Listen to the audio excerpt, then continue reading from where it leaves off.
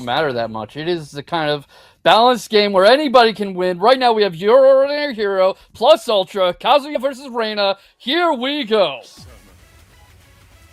And we got the casual fit Kazuya here. This seems to be some sort of business role play going on. But this is going to be, I mean, 2 Mishimas. This is just going to be wave dash, you know, triple electric central. Lots of respect in the neutral, lots of movement on these players. Must be legacy. You don't see, you know, newer Tekken players taking on the role of a Mishima. See already. Plus Ultra are going to be making his way to the wall against Your Ordinary. Yeah, and Your Ordinary Hero rocking the Miku Hatsune look, which I don't think Plus Ultra wants to respect that at all, and also doesn't want to respect Reina's buttons, because Reina's really a character, much like Bison over in Street Fighter, who can kill you for pressing buttons. Let her warm up the Sabakis, let her warm up the Flash Punch combos and the Electrics, she will ruin your day. So Plus Ultra is trying to smother that in the grip. Trying to smother that, and he is, because he has 1 round now, and it looks like he's working his way into a second. Keeping the pressure on with those electrics. Gonna find a gap there in that second one. The plus 10 on block, meaning absolutely nothing to Your Ordinary in that situation. Oh, and he's gonna go ahead and get a launcher of his own. Working his way. I like the splat along the sidewall. Oh, what a very unfortunate drop there.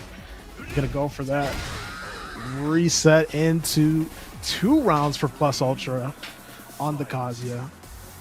Now, of course, we're only 2 rounds in. There's a lot of Tekken left to play, but Plus Ultra is doing a very good job of shutting down Ordinary Hero's movement options. You know, shutting down the side kicks with sidewalks with the lows, keeping him from spinning out and having enough room to do the stance switches, really just smothering Ordinary Hero, not letting him be as mobile as a good Reina is. It's ultimately instilling fear into Your Ordinary by ensuring that he's got the execution down on those PGFs, because, you know, one of the knowledge checks, I guess you don't call it a knowledge check, one of the execution checks that you have in a Mishima mirror is, you know, who's going to be establishing neutral with those electric Wind God Fists? Who's going to be putting themselves out there saying, you don't rule the mid-range, I rule the mid-range? Yes, definitely. And we just saw in that past round, while we were talking, we kind of cursed it. What happens if Plus Ultra cannot shut Your Ordinary Hero down? Reina is the queen of snowballs, much like her dad Heihachi in Tekken 7 was the king of the mid. Which we're going to be seeing later this fall as he returns back to Tekken 8. Very interested to see what that's going to look like, because Reina, a lot of her kit is essentially based on Heihachi with shades of Lydia Sobieska. So interested to see how they change him up. Plus Ultra are going to be taking game 1 off of Your Ordinary Hero. Yeah, I don't think he liked mentioning Heihachi, because he definitely brought it up a notch once you and I started talking about the old man. And of course, I mean, with the way that the meta is developing, you never know what, you know, the tier lists are going to look like. Of course, you said before, tier list is something that's not as important in a title like Tekken 8, where system mechanics tends to take the priority over character balancing. But, you know, you do have a few that stand out. You got the Yoshimitsus, you got the, you know, Kuma, the bears give people lots of trouble. So Heihachi just may be another one of those characters. Reina was a character that was complained about in ranked matchmaking for quite a bit. And the thing with Reina is that once you get to use her, she's like a can opener on legs. She's absolutely brutal, but she's also quite difficult to really get that kind of comfortable grip on because of the stance switches, the mobility, the kind of juxtaposition between her flippy stuff, her Kaido influences, and her bone-crushing Mishima Karate, which right now Plus Ultra is exploiting and keeping Your Ordinary Hero from being as mobile as he needs to be. That's been the story of the whole set so far. And locking Hero down. What you're saying is essentially true. This is why we haven't really seen a lot of Reina representation at big regionals and, you know, whatnot, because the character takes so much to pilot. Of course, free buff Kazuya was the same way, but even now, still just a very difficult character to pilot. Don't get so much out of him for how much you have to put in. So You're going to see the Jack 8s, you're going to see the Dragon Olives, you're going to see the Yoshimitsus. Definitely. And right now, you've got a bit of a Mishima duel because they're using kind of the same tools against each other. The Dodia's coming out, the Wave Dash is coming out. But right now, Ordinary Hero has to figure something out and open this toolkit and do more of these armor moves, more of these power crushes, or this is going to be a very short night at the office because Plus Ultra already on set point and fighting in the pocket, trying to keep your Ordinary Hero from moving out of his grasp, from escaping the vortex. Right now, not having a lot of luck. This round is dangerously close to putting Hero back in things. Was just about to say it myself. Doesn't look like in this particular round 3 of match 2 that he's able to keep your Ordinary Hero off of him. So your Ordinary Hero is going to be taking round 3 of this second match here in the Mishima Mirror. This is why I was talking up the kind of talent that keeps being drawn to Breakout Series, even though it's such a young series, such a young org, because there's always this back and forth. There's no one-sided battles here in Breakout Series, and your Ordinary Hero already finding ways to fight back, but starting to have a bit of trouble. The Devils come out, the Horns have come out, the Wings have come out, the blocking is there, the buff is there, the Parasite fits, and that's it! Finishes it with the low. Sends your Ordinary Hero down to the loser side of the pool. Plus Ultra coming out on top. Spacing traps and not Panda at all. Jack not 8. Bringing out the bear. A little preview of Joe Crush. This is going to be interesting. Might be Joe Crush. You know, the Jack players don't have one uniform style. That is something really nice about the Tekken gameplay loop, is that you see two characters, or you see one character being played in 2, 3, 4 different ways. So it is very intriguing. Of course, you know, Joey Fury's Jack is a little different from Joe Crush's Jack. And well, that's going to be fun. We've got Blue Man Group versus Jun Kazama in the Beachwear. Already an aggressive start, getting right in there with the throws, trying not to let Dulce get any action in. Goes for the heat install already, the heat engager. Already rushing in, trying to get him driven back. And a hefty chunk of life gone. This is the kind of counterplay you would expect from a Jun, and how aggressive.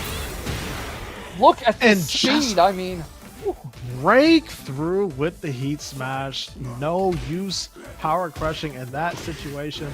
The heat smash is going to run right through it, and you're just going to have to face some of the same fate again, except in this case, he's going to go ahead and get a heat engager. Go for the 2-3 option on the guard break. Keep the heat for a bit more. Only needed one more hit. The back 1+2 gets the job done to secure round 2. It worked out for them that time, but Commanda Panda seemed a bit flustered, seemed to be kind of flailing, and you gotta really rein in those instincts to just start hitting buttons against a character like Jun and a player like Dulcet. If Commanda Panda can't play with a cooler head, which right now we're starting to see in this perfect round, it could be pretty short night for them. And I mean, once you know which buttons obviously you want to press, a lot of these high-level players tend to have flow charts that they default to for these matchups. And the layer 1 may or may not work. They'll say, okay, I want to use this. If they need to go to a layer 2, 2 perfect rounds in a row. My goodness, Commanda Panda just rolling his way through match 1. Hopefully Dulcet has an answer to this. Hopefully. I mean, maybe I spoke a little too soon about flailing. It seems to work out for him. Look at the work he was doing with the Tulipin Blast, with the Pulverizer. Really just shutting down all of Jun's options, all of Dulcet's options, before anything could come out of it. It started out pretty even, but it got one-sided fast. I mean, it looks like he came absolutely prepared for this matchup, because just look at the confidence that he had running into Jun's pocket, the personal space, and unleashing his offense. I mean, of course, we were predicting bears for this matchup. I guess there was something that he knew going into that. He's like, that's not going to work. I need to bring out the Jack 8 and establish my game plan here. So that's exactly what he went ahead and did. I mean, it also tells you a thing about assuming, because I just saw the name and I was like, oh, it's a panda.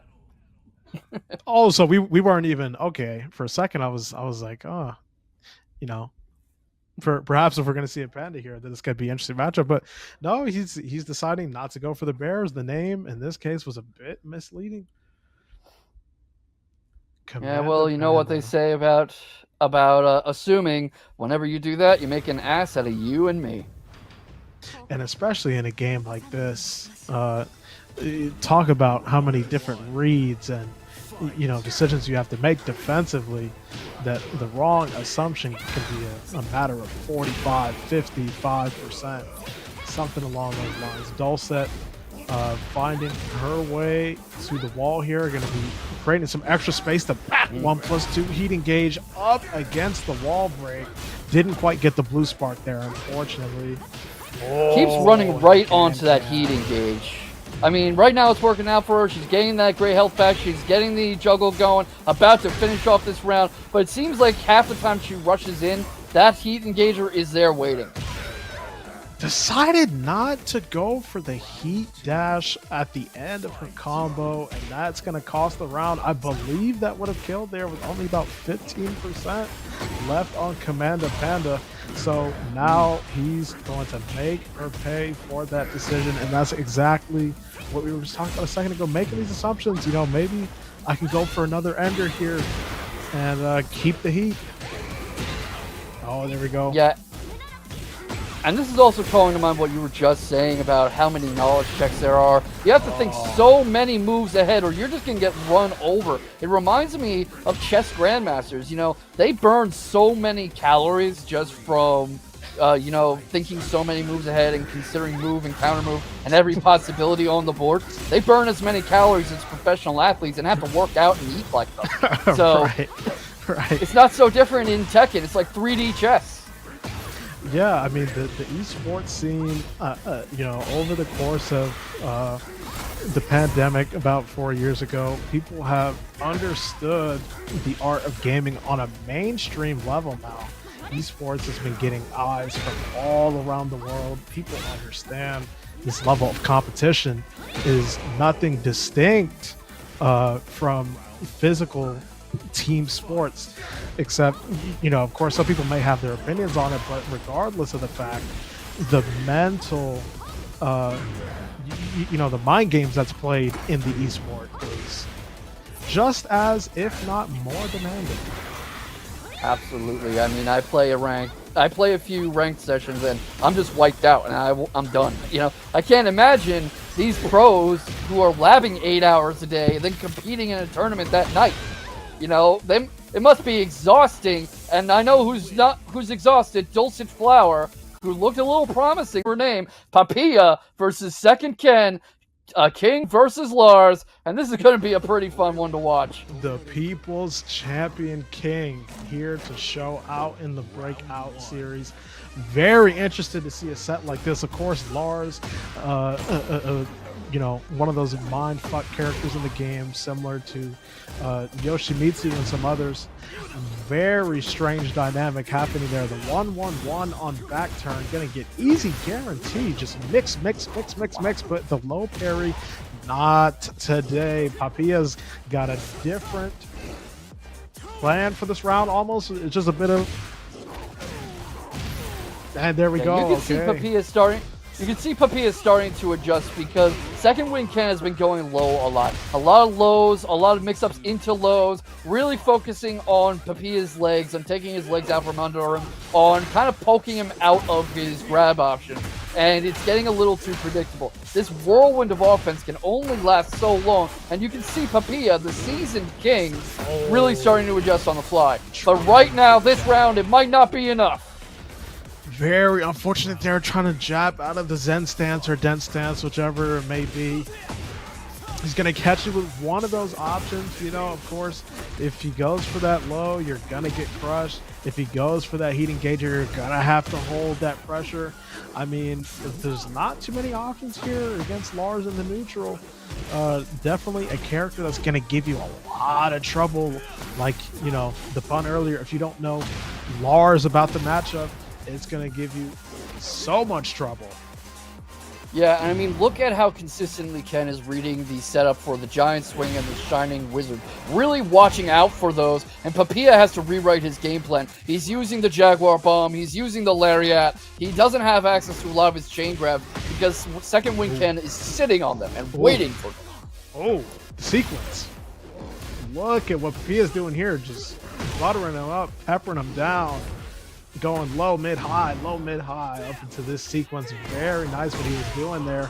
Just gradually taking the health down bit by bit to secure that round. Very nice by Papilla. Yeah, and you could see what I was talking about with the adjustments, with the on-the-fly thinking, breaking out that almost baseball side of a dropkick, which jumps straight over so many lows. You got him using the armor now. You've got him using the heat engager. You've got him really just trying to keep Ken shut down. Oh, and he goes. I mean, oh, you can't keep resorting to that 1-1-1. Papilla's telling him, you gotta get punished. got to start dealing with that Lariat, though, because that comes out again and again and again for Papilla. But, you know, you go to the same well because the well always has water in it. You want him to stop going to that well, you got to drain it. You got to drain that well, and it looks like that's what he was doing there. I mean, that last round of the first match that we seen, he was just resorting to very basic sequences. The Rage Art is gonna come out here. Need to get the pressure off you for a second. Let's see what the follow-up is. He still has a full bar of heat burst, so very interesting to see what's gonna happen here. Oh, and the running 1+2. He's been setting up that Shining Wizard all set, and it's finally working, but having a hard time breaking through the armor, breaking through the block. Finally does it, but for a moment there, Papilla was really sweating, even as he finds himself on set point. Just finding a way to methodically establish this offense, going from one part of the stage to the other. Gonna get hit by the somewhat readable throw option. Almost try to mix him up there, but to no avail. Oh, and the launch, punishable, low. Papilla! What you saw, Papilla, we are going to be having another match on screen, because if it's not going to be Moonalia and Shinblade, it is going to be RyanHiga and Plus Ultra. So finally, we are here now in the next match. Immediately trying to establish some offense here. Looks like RyanHiga wants to run a full chart on him almost immediately. not having any luck with that. Already got the lows coming out. You've got the parasite fist. You've got the shutdown of the sidestep. You've got the lows coming out. Plus Ultra really lets come into those lows. RyanHiga able to get up for a bit, but not really able to get much done. Trying this typical rush down flow chart of Hwoarang, as you were saying, but not really. Plus Ultra seems far too seasoned for it. Seems like he's seeing it coming. Didn't see that low parry coming though. Oh my. Oh, here we go. This is going to produce some kind of carry. Not as much as I was expecting, but some kind of carry nonetheless. Going to spend the bar with that heat dash there. Seeing if he can establish his offense. I mean, we are playing on a wall-less stage, so not much for Hwoarang to work with here. But he is going to take a round off of him. Very nice job there by RyanHiga. I mean, RyanHiga with Hwoarang has so many stance options, so many ways to disrupt Kazuya's own flowchart that Plus Ultra can't go to the same world too many times. But right now, able to get some good offense going, able to get some good work in with the Hell Sweep, with the launcher. And right now, going to the same trick again, the power of the devil making itself manifest with a perfect round.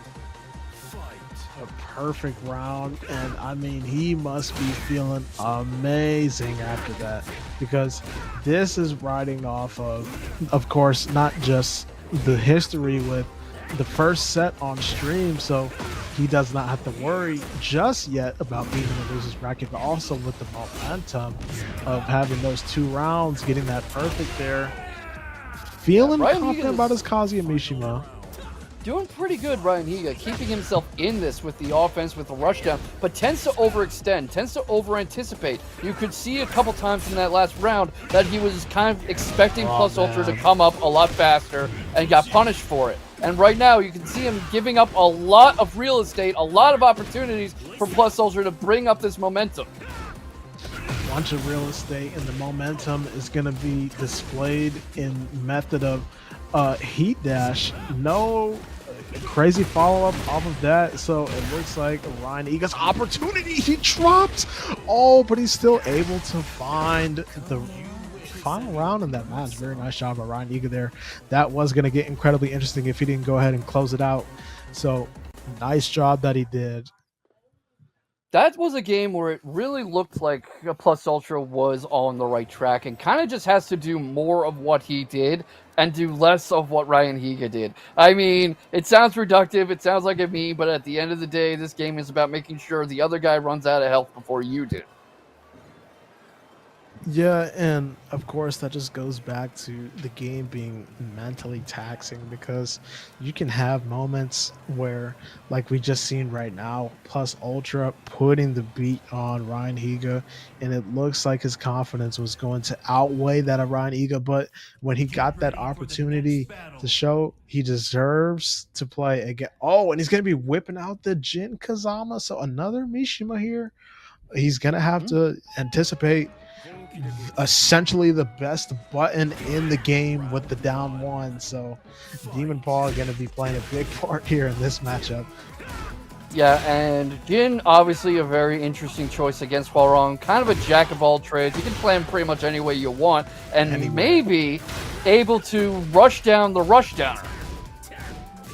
And I mean, he would not even exactly have to do that in this case, because you're talking about a character that has essentially free electrics out of stance. So many options out of stance. You can go from mid screen all the way up to right in front of your opponent, just out of the stance options that you decide to opt for. That was an interesting choice, though. He kind of had that round in the bag, but then he just kind of freezes in front of RyanHiga, doesn't press any buttons, gives Ryan all the time in the world to punish him with a deadly string. Wonder what he was thinking there. Just a moment of gray area is something that's not too uncommon between high-level play. It's something that often I'll see a lot of people question on social media when questioning, why did Arsenal Ash decide to opt for this move on Nina, or why did Joe Crush decide to down forward 2 in this situation? And it's just too much running through the brain at any particular moment that it can't really be answered in just a sentence or two. And it really brings to mind the Centipede problem. The Centipede starts trying to answer the question of how he walks with all his legs and finds he can't walk anymore. Right. But it looks like Plus Ultra needs to walk his way into another round. It's not looking great here. And it looks like we just seen a similar thing right there. He just kind of stood and waited for RyanHiga to make a decision. Not the most optimal thing to do in such a situation. Yeah, he's getting some good mileage with these moments of small Tekken, of baiting Ryan to press a button and punishing them, with getting some good movement and angles with the sidestep and the sidewalk, but it's not really getting him anywhere because he can't put them all together, and RyanHiga able to finish it. That through and through, and Tenga, one of the TTG boys, one of my sponsors, Too Tough Gaming, and this is one of their trainees. They're trying to work their way up to try to be part of the team that gets to travel out and stuff, but oh, nice. The Leo coming out for Tenga. Everyone is feeling really edgy, aren't they, with these costumes? I mean, so much black leather. Got the Edge Lord. Oh boy, I know there's some anime reference. They're gonna yell at me when I don't remember it, because they specifically told me what it was last time when HardTekk was up on stream. Good overhead kick. Level up, down forward 2 from out of nowhere. Good stuff from HardTekk. HardTekk maybe gonna go into heat here. Yes, we are. Closest to the wall we can get. This is very typical HardTekk action so far, with the highly aggressive pressure fighting Asuka. Asuka, typically a whiff punishing counter hit heavy character, but you wouldn't think it looking at HardTekk, because they like to get right in your face. Oh yeah, he's gonna keep the pressure going, especially once he gets that little indicator, gives him a little bonus sparks on some of those moves, like the wall running 1+2, being able to counter hit launch, or just a regular launch even, just finding the connection on it. But here we go, back to the mix. The stances, the punch Sabaki coming out from HardTekk. No combo conversion though. Wall running 1+2 Tenga having again. Tenga having a hard time making anything happen. It seems like when he gets these strings off, HardTekk's really willing to sit there and take it with the blocks and find a way through. When you see he finally got the hop kick off the stance, but She was airborne, so not able to really convert too easily. HardTekk taking a quick first 2 rounds. Looking good. Opening up with the kicks. Oh, he had it. Could have committed. There's a follow-up after that string. Don't ask me what the inputs are. I don't play Leo like at all. Leo's going to be a bit of a hard pick against HardTekk's Asuka because it feels like Leo operates on a very similar wavelength to Asuka. Wow. Kind of defensive, whip heavy, or punish heavy. And right now against Asuka, against HardTekk, you're not getting many opportunities. But Tenga Egg, sure, taking advantage of the one he got. Oh man, drops the combo but still commits to the high. It is a counter hit launcher, so HardTekk swinging into it. You don't, like I said, for this stage in Yakushima, you typically don't see the wall just because of how big the stage is. Very unlikely to reach it, but reached it there. Sidewall conversion, not able to find it. Going into heat here. HardTekk still's got the blue spark. What are we going to do with it? Crouch jab to relieve the pressure. Wall running 1+2. Yeah. It is a high, so you have to duck it, but obviously does some tracking, so you don't want to try stepping it either. Down 4-2 into down 4-2. These guys are swinging for the fences. Damn! Yeah, Tenga really giving HardTekk a lot of room to work, but might be working out in their favor this round because that is a lot of punishment. But gotta be careful not to run yourself onto the sword, which is exactly what Tenga does. And this might be the end if he can't break up HardTekk's pressure. The heat engager is there, but not able to get a lot going on from it. Waiting for an opening that never comes. The first game goes to HardTekk.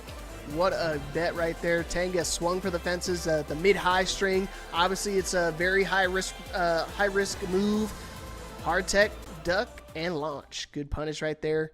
Good first game. But Tenga started getting warmed up a little bit. Like I said, Leo's a very stance-heavy character, so something you gotta really pay attention for and duck the highs when you can.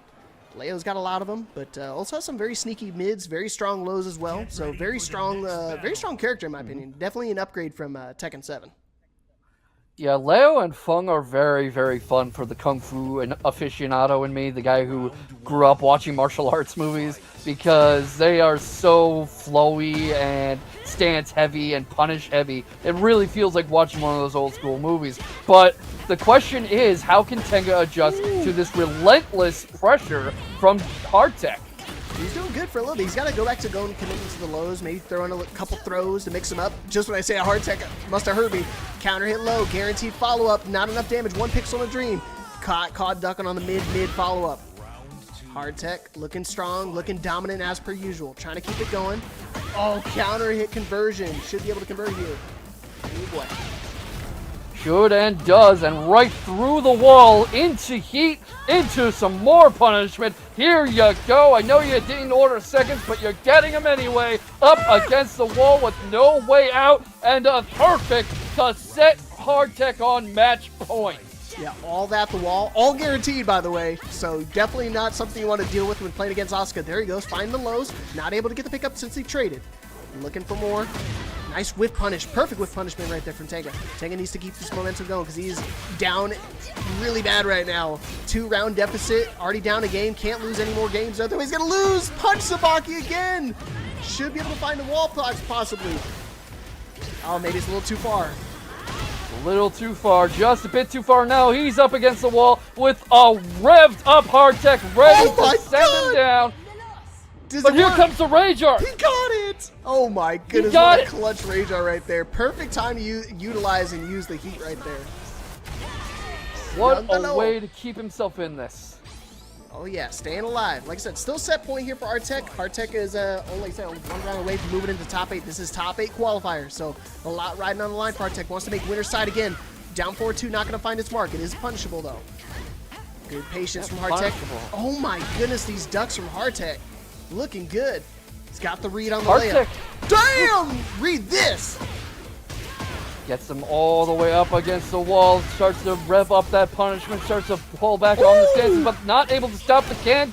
And now it's his turn to get punished. HardTekk revs it up, goes into heat, gets the low punish, gets the ground game going, and here comes the... Whoa, not at all. Woo! And all that gray health comes back. The punch Sabaki, not going to pay off. 1 throw, not broken. Not dead, but I think he gets a follow-up. No, he swung into the string. Picks the wrong moment to swing, and there goes HardTekk. There goes the match. but some great flashes of brilliance there for Tenga, who by the South Koreans. But here we go, all Absolutely. North Americans here. Debaser with the Yoshimitsu and CodeRed 255, rocking the Steve Fox. we were talking a little during Shinblade's match in pools about how Steve is a very counter-heavy character, very whip-punish-heavy character, who relies a lot on timing and rhythm. So what I might like to see from Debaser here, and he's not having a lot of luck starting off, is finding ways to keep CodeRed from getting comfortable, keep CodeRed from building up a good read, to keep CodeRed from doing this. Well, that's a good start. Unblockable low. I was just going to say, he was in a really dominant position right there, putting the Yoshimitsu in the corner, not allowing him to teleport out. Oh no, drops the combo. He gets the airflow right there, not able to convert. Does another unblockable low. Can he convert into the heat? We might be able to kill. No, he drops the two. Azim combos back and forth. Looking for the tracking, trying to go for the unblockable. Oh my goodness. CodeRed trying to go for the guard break, and Debaser hit the unblockable immediately right afterwards. That's 3 of them in 1 round. All running 2. Absolutely. Gonna get sidestep 1. Opening him up. Over here. Searching. And that's, like I said, that spit, super menacing to deal with.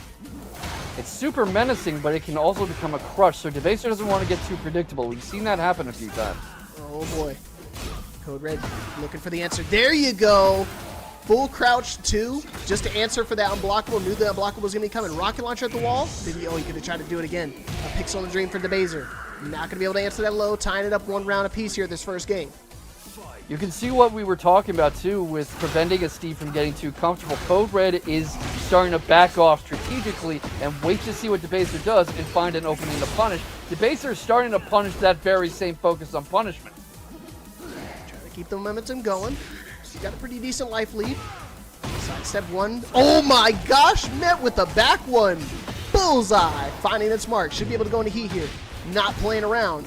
Maybe find the sidewall. Looking for it. Not going to find it. Goes for the clinch. Not going to find it either. Smash! I.e. try to go for the flash there. A little too predictable. CodeRed snuffed it out. Sidewall. Not going to be able to kill here. And these strings. Oh, he's doing strings! Yeah, CodeRed's not leaving Debaser any room to get slippery. You know, he's backed into the corner, up against the wall, he's getting juggled all over the place, doesn't have space for those teleports, for any of his more slippery moves, can't get a grab off because he's focused on not getting hit. You can see him going for the lows and trying to force space with that spit now and then, but not having a whole lot of luck with it, and CodeRed really piling on the punishment, and also sitting, waiting for those spits. Dear Lord, yeah, you've seen the spacing is going to be really important, especially against a good Yoshimitsu like Debaser, so you don't want to give him too much of an opening. Damn, the Lionheart even missed the wall running 3 right there. Big whip punishment right there from CodeRed, but these combo drops are ridiculous. Got to bunker down the hatches. Thinking. He needs 1 more round here. Yes, just needs 1 more. Debaser, all that health back though, good chance of taking this, and there we go, starting to warm up Yoshimitsu's weird gameplay. We finally see the Dragonfly come out, might be a sign of things to come. Yeah, got a little too greedy right there, try to go for a big whip punishment, try to go for the Lionheart too, but obviously going to get snuffed out, goes over the Manji kicks. Good start. Final round here, game 1. Looking for the wall. Are we going to try to get a setup? Yeah, we're going to go for the setup. I mean, he's a boxer. Of course he's dangerous when he's got his opponent in the corner. Oh, he gets the flow. He gets the bound combo because he's airborne. There was only a frame of him actually being airborne, so I was really lucky on Debaser's part. Perfect timing. Clean wall splat. To the wall. Boom, boom, boom, boom, boom. Doesn't even need the machine gun punch. Just going to do the setup again. Put him face down, feet towards the wall. Super precarious position because if you want to try to commit to any type of get-up kicks, they're a little bit longer. Pause if necessary. A little bit, takes a little bit. Yeah, I can't mix it up any other way. I'm going to take the L for that one. Straight into the second game, too. No pauses here, no chances to reflect and catch their breath. If you're Debaser, what adjustments do you think you might make? Debaser, like I said, he was doing really good. He got CodeRed a couple times. Ooh, man, Lionheart 2 again. Should be able to find the wall. Are we going to be able to enough to kill here? Combo conversion. Yes, perfect combo conversion right there. Excellent to kill. Debaser was doing good in the first round with the unblockables. Maybe needs to start transitioning for some different setups for Yoshi. Just kidding. Going back to the roots. It went back to working. Yeah, might be interesting to see if he starts being slippery like we've been talking about. That key part of Yoshimitsu's tool set, the stance changes, the parries, the unblockables, just really mixing things up for CodeRed and breaking up these reads and this comfortable rhythm. Yeah. Right now, we're seeing a lot of luck with lows, but the question is, can he stay unpredictable? Yeah, like the down back 4 right there, the teleport, the flashes, those things still need to be a key factor. I know he was able to read that flash that first round, but obviously it doesn't mean you put it away for good. It's still a valuable asset, valuable tool you want to use. There you go, teleport coming out to play now. A little bit out of range though. Look for the Dragonfly mid, try to find the clean wall splat. Armor, good patience. The neutral 4. Wow, perfect evasion right there. Clean wall splat. He already committed to the spins. Over him, whoa! Goes right over that. Oh, Not God. gonna get a lot out of it. Breaks the grab. Oh, he Here jumped! Comes, Why did he here jump? comes the heat. Oh, that might be dead. No! Oh, it's okay, it is dead. What a setup right there. Debaser, super ballsy right there to do that setup. He could have just broke the wall and did a Rage Iron, would have been enough to kill, but wanted to keep the wall pressure. Back 1, round start. I know how to That's play the thing. Steve. You need to avoid the temptation to turtle up and to panic, because this isn't that kind of game. You really need to know when the opening is right to take the fight to your opponent. That's why Debaser's a round up and about to take the game. If he doesn't, if this doesn't happen, basically. I think he just jinxed him, man. Dang, Yeah, down commentator's 2-1. curse. Here we go. And now it's set point. Yep, set point for CodeRed to try to move on to top 8. This is winner's top 8 qualifier. So you want to win here, stay on winner's side for top 8. Clean wall splat. We're going to break it. Not going to break it quite yet. Looking for the setup. No sword stance. What you going to do? Oh, you get a flash right there. Took a little too long to do it. Good job Interesting staying delayed grounded. get up there. Throw off CodeRed's timing by not getting up right away, not giving him an immediate opening to punish. Good call right there for Lionheart. A little bit out of the range. The clinch mechanic. Had to break it right there. That would have been dead. Oh, it still might be dead. Careful. The flash! It didn't matter. He tried to flash, but the perfectly timed power crush is enough to seal the deal. CodeRed moving on to top 8. Winner side. Those are the And fists that of was the a champion. 2-0, but whew. I wonder how he got the ring in there. Like, do you think he has his moving trucks follow? I missed that. But here we go, going straight into the Oh, next, wow. next Straight top in. 8 qualifier. TKGodPling going against RyanHiga. Caught you All out of killer, AOP. no filler this time. We didn't even get to hear what the next match was. Just straight I'm cool in. with that. I'd rather prefer this. These matches go by a lot faster when they could just start up right away. RyanHiga wants to keep that momentum going, starting off with a perfect. Peeling, try to go into AOP, but obviously he went for one of the lower hitting mids. RyanHiga, expert for Hwoarang so far, is looking like not a beginner. Ooh, good try on the duck and launch. A little too low. Rocket launcher. I think it's a plasma cutter. I forget what it's called. This is going to be super. What is called is painful if you're peeling, because look at this. perfects? 2 perfects in a row. Uh-oh. RyanHiga came into this with a chip on his shoulder, and this is a multiple-time champion we're talking about. This is somebody who takes Joe Crush to war every time they meet, and right now, finally getting some offense in, but you just don't see Peeling get perfected twice in a row like that. Yeah, very unlikely, but man, 2 counter hit throws back to back. Gonna go into the waning moon. Should be enough to kill. Yeah, how about this perfect? It's either perfect or bust right now between these two. He's trying to keep it going. Can I get one more perfect? Yeah, these two are pure momentum, and look at the angles that Ryan is able to create. Wow, Knows clean when wall spot Peeling's too? gonna extend. Great job with the side steps, with the sidewalk. Good thinking with the stance changes. Not able to stop that heat engage though. And right now, Peeling trying to get some desperately needed momentum back to keep this from going up 1-0 for Ryan. Oh man, Hypnotist. Super annoying to deal with. Heat Smash. We're gonna go to Hypnotist again. No, we're gonna go back turn. There you go, using Heat Smash. Not gonna be able to get a combo conversion, but does get a guaranteed follow-up. Trying to get Does that have great rage. health back. Oh, he tried to go for a throw. I've never seen that counter animation before. You rarely see that. Try to get the pickup. Not able to get it. Back 3, not gonna find its mark either. See, this is where Peeling is starting to fight more like himself. A very defensive counter specialist. Caught Ryan pressing and was not able to stop it. I mean, was able to stop it. I got a little tripped up. Sorry. Oh boy, try to keep it going. Momentum at the wall. Oh boy. Clean wall spot again. 2 rounds apiece here. Dang, after... Oh, okay, wow. After a 2 perfect start from RyanHiga, got Peeling, brought it right back, and won that first game. That was a pretty quick turnaround. Holy cow. Yeah, I mean, Peeling is just so great at these adjustments, at these mid-match changes of strategy, and really once he has a second to warm up, that defensiveness and evasion comes in. But RyanHiga really needs to keep that momentum from building up in the first place. Play like he's playing now, where P-Ling is not getting a chance to press any buttons. You've got the wall splat going, you've got the stand changes going. Unfortunately, unable to stop the spring kick, but creates some good angles to keep up the pressure, and P-Ling goes down again. I mean, who is RyanHiga? Whose burner is this? I need to know. Somebody in chat's got to know who this is, because P-Ling doesn't get taken to work like this usually. Yeah, looking good so far. He had a good start last time, but you can definitely tell potentially throw breaks might be an issue for him because he got caught by the waning moon 3 times in that first game, and now he's already got caught by it again. This time it wasn't even a counter hit, so he could have broken that one for sure. Oh boy. Yep. Hypnotist at the wall. Yeah, even if he blocked that, he had to deal with the mix again. If he got caught ducking, would have been another death-to-death situation. So still's got to deal with the Xiaoyu. Very slippery Xiaoyu, I might add. Yeah, when P-Ling breaks out the Hypnotist, breaks out the back turns and the flips, that's when RyanHiga starts to have trouble. As you can see, because just not able to adjust to that sidewall pressure and almost gets put right through the railing, but fortunately the round came to a merciful end. And right now trying to keep P-Ling from having a chance to do that again. Yeah, I was just going to say, I mean, just like that, P-Ling already on set point. Even after Ryan, the games that Ryan have been doing have been super dominant. I mean, like I said, perfect. The game before they get 2 perfects on the ones he won. Still set point for P-Ling to move on to winner side top 8. But RyanHiga needs to lock down this game right now, and that's a perfect start. Back 3 with punish to the wall. Still has tornado. Yes, sir. He already knows. This guy's got to be careful here because P-Ling's get-up game is so good. Just when you say that, oh my goodness, Death Fist doesn't confirm with the heat. Oh, that's gonna be dead. There we go. RyanHiga taking a game.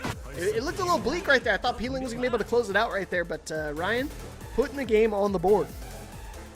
Just plays so fast with this Hwoarang, so much pressure, so good at reading when he needs to create an angle and break away and really find an adjustment to P-Ling, who is very, very dangerous once he warms up. So there's a lot of interesting Tekken going on with RyanHiga's ability to keep him from warming up. Wow, the evasion. I mean, look at this. The lateral movement right now from Ryan is really paying dividends right now. Yeah. Oh man, he's been talking about guaranteed. That. Wow, he still got it. He jumped over the get up low from P-Ling. Got a little too desperate right there, trying to stop the bleeding, and RyanHiga sniffed it out. There you go. AOP finally paying off for P-Ling. Starting to get underneath some of the mids. Like I said, Higa was doing a really good job at adapting, using a lot of low-hitting mids just to catch P-Ling out of the hypnotist stance, or the AOP. Uh-oh. Yeah, tried to throw P-Ling off by delaying get-up, but all that did was give P-Ling a lot of opportunity to start adjusting strategy on the fly and break out the lows, break out that grab we just saw. So you do not want to give P-Ling too much time to think. That is really what's been giving Higa good results, just not letting P-Ling think. Oh man, these throw breaks are really being an issue for Ryan, because right there you saw P-Ling getting like 4 throws consecutively, back to back to back. Finally with punishment with the back 1+2. Should be able to get the wall conversion here, should be dead. Yes, guaranteed follow-up with the Cali roll, and just like that, P-Ling on set point again, but don't count Ryan out, because this is the last time it happened. I thought P-Ling was going to be able to close it out, and Ryan battling his way back. Good start right now. Might be able to interact with the perfect. Finds the parry, misses the throw. Try to go for the waning moon again. Oh my gosh, he's trying to go into heat. Oh, what a duck! That movement has been there for Ryan again and again, just creating these angles, switching up directions, and just whenever P-Ling starts to go in, Ryan is able to switch things up on the fly, and then this happens, and now they are both on set points. And we are just seeing what a fight we're seeing right now. This isn't a match anymore, this is a fight. This is a slugfest right here. Oh my gosh, he goes underneath the high again. He's been trying to go for this. Spring kick, not going to pay off. Back to the wall. Back turn. The parry. No break on the throw again. And P-Ling, by the skin of their teeth, going to be able to snuff it out here 2-1 over RyanHiga and moving on to winner side top name. We actually saw Commanda Panda earlier playing the Jack 8 and absolutely dominant in their pools match that we saw. So that is some good signs from Slowpoke on King. Had to beat dulcetFlower, one of my friends from Seattle. So hopefully she didn't take the beating too hard. Hopefully she's still on loser side. But here we go. Winners top 8 qualifier match. TTG Slowpoke, Infinite Shinblade. The usual names out here. Shinblade trying to start this off very aggressively, but not really having much luck shutting down Slowpoke's options. Not really able to keep him in place. Uh-oh, just when you said, no duck on the forward 2-1. Rope-a-dope, what you gonna do? Looking for the strings. He's going back to that shoulder. Over here. Ooh, he tried a whip punish right there. Really tight window of when you can get that punishment off the armor. 1+2 throw, gonna find counter hit, not gonna be enough to kill. Down 2-1, misses 2. Not playing around. Picks on a dream, not gonna be able to block that low. Comes out super fast. Like I said, a super common round ender for a lot of Steve players. I gotta say, it's kind of ballsy to suplex a wrestler. Yeah, not my first guy, especially with a man wearing a Jaguar mask. I'm a pass. That's a hard pass. Yeah. Oh, Just like boy. all the girls on Twitter choosing the bear. Back to the wall. He's trying to do the rocket launcher. If you got the Shinblade voice mod, that man is saying some stuff you love to hear. Uh-oh, he's doing strings! Oh, it wasn't counter hit though, luckily enough, because that would have been a wall spot and that would have been truly dead. Slowpoke battling back while running 3, just to open him up. He hasn't done a single throw yet this set, and he's still been keeping Shinblade on the back foot. Oh, he swung into it! I think you spoke a little too soon, because that lack of throw pressure, that lack of needing to guess, is making Shinblade have all the time he needs to get comfortable and to adjust to this pressure. You can see the Jaguar spring coming out a bit, but these pokes and this pressure from Shinblade is really locking Slowpoke down. Like I said, oh, rope-a-dope finally paying off again. Caught him ducking with the mid. Finds a clean wall splat. Brrrah! Mega damage, 2 rounds up. Slowpoke in a precarious position right now. Doesn't swing into the string this time, but he gets sidestepped. Off the back 3. Nice duck on the forward 2-1. Got a little too desperate, and 3 rounds straight for Shinblade. No round brown. That's what happens when you challenge one of the top Steves in the world. You are going to get a boxing lesson. Yeah, and no, Slowpoke, he's been training a couple different characters. He has a couple characters that he's confident in, tournament ready at least. I know he has a Reina, he has a Dragunov, so I wouldn't be surprised seeing any of those come out, especially after that that whooping that Shinblade handed out. Yeah, I mean, really had no chance to get anything going at all there. Didn't even have a chance to get comfortable enough to bring up the throw game, to bring up the mix-ups that King has, where he can keep you guessing and bring you into so many 50-50 situations. Really just never had any kind of chance to do any of that, which was a surprise, frankly, from a King. So I wonder if he might pull out one of those other pocket characters. Could be talking to a coach as well, but let's see. Oh, the Kazuya. I actually haven't seen Slowpoke's Kazuya, so gonna be interesting. Oh, that's interesting. Jinx. Yeah, it's like we both commentate or something. We both commentate similar games. Yeah. Here we go. The Kazuya coming out from Slowpoke. Let's see if it's going to pay off right now. No ducking back 1-2. Shinblade liking some early again. work. Liking some early work with the rope-a-dope, the evasion, the patella smash. Good work with the shoulder. Really just keeping Slowpoke from finding any rhythm. Shinblade manages a perfect off a jab. And I'm not sure Slowpoke even really got to press anything there. Yeah, it looks like he literally did one back 1-2, and then immediately had to hold back the entire rest of the game. Finds the launch right there. Not obviously a trade in for. Oh, could have got at least a 1-2-2 or a 1-1-2. I don't know. The Kazuya. Oh, there you go. We're starting to see some electrics. I was just gonna say maybe the electrics haven't been able to get warmed up quite yet. He's been playing probably King all day today. No, big whip on the down 2. Oh no, is he going to take it 6 rounds straight? Don't let him do this to you, Slowpoke. He might. I wonder if this was a wise choice, because he's doing even less with this Kazuya, and you can see how he had a hard time warming up mentally. You know, he had to switch out all his muscle memory on the fly against a world-class Steve. And this is just looking dark. There you go, starting to mix it up with the mid this time. But yeah, it's definitely one of those things you gotta kind of be locked in with the Kazuya. A lot of the Mishimas kind of stick around to the Mishimas. Very rarely you see them swap off of it. Back 1, finding the counter hit here. 2 rounds up. He needs 1 more round to make it into Winterside top 8. And if he can be able to get this conversion here, Albatross, he spends the heat. Wall running 2 is enough to close it out and taking it with a super dominant 2-0, man. You called it. 6 rounds straight. I mean, the Slowpoke didn't even come close to taking a round there. I'm sorry. I have to say. And they focus up because we got another winners semifinals match here. Peeling going against Shinblade. First of 2. Winner moves on to winners finals. This is the one we all saw coming. Come on. All right.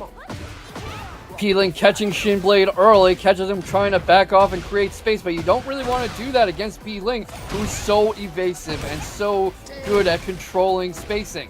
Look at this sidewall damage, look at this pressure, and already, you know, Shinblade trying to get up, but being danced around. I was talking about this, we were talking about this in the run-up to this match, that the question will be how Shinblade Steve can adjust to such a defensive, evasive player like Peeling on the Xiaoyu. And right now, the answer is not very well.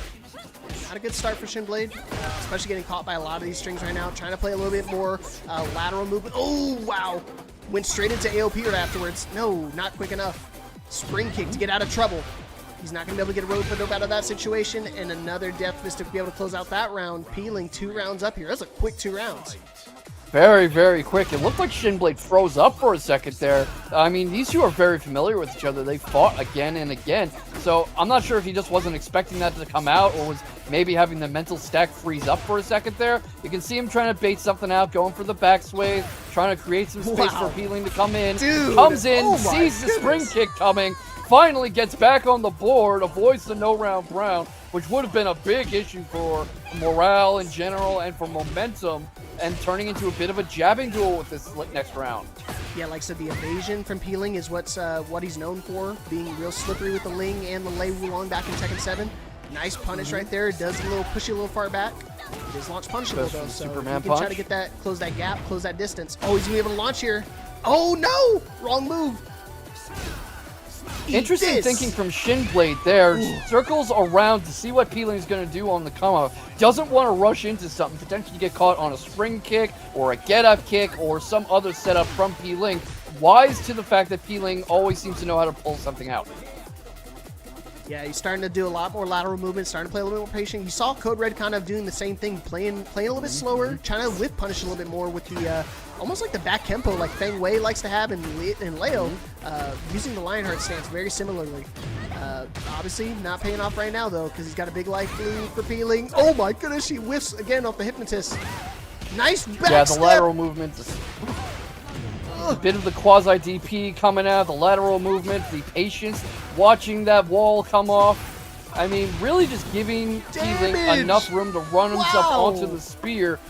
And that went from a very one-sided game to Shinblade just running away from it. That is how fast the momentum can shift in Tekken.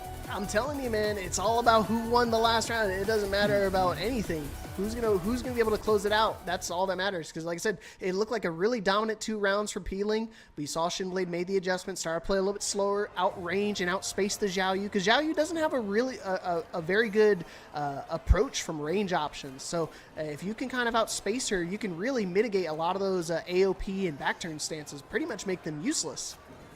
Definitely, and you can see a lot of that strategy coming in from Shinblade, a lot about forcing Peeling to press the button first, because Peeling is so defensive and so evasive, forcing Peeling to take the initiative when they are much more comfortable making the second move. Alright, here we go. We're going to a bigger stage. This is definitely going to be benefiting Shinblade a little bit, especially if he's going to keep outspacing him like he's been doing, lateral movement, doing a really good job. Smash! Rocket launcher.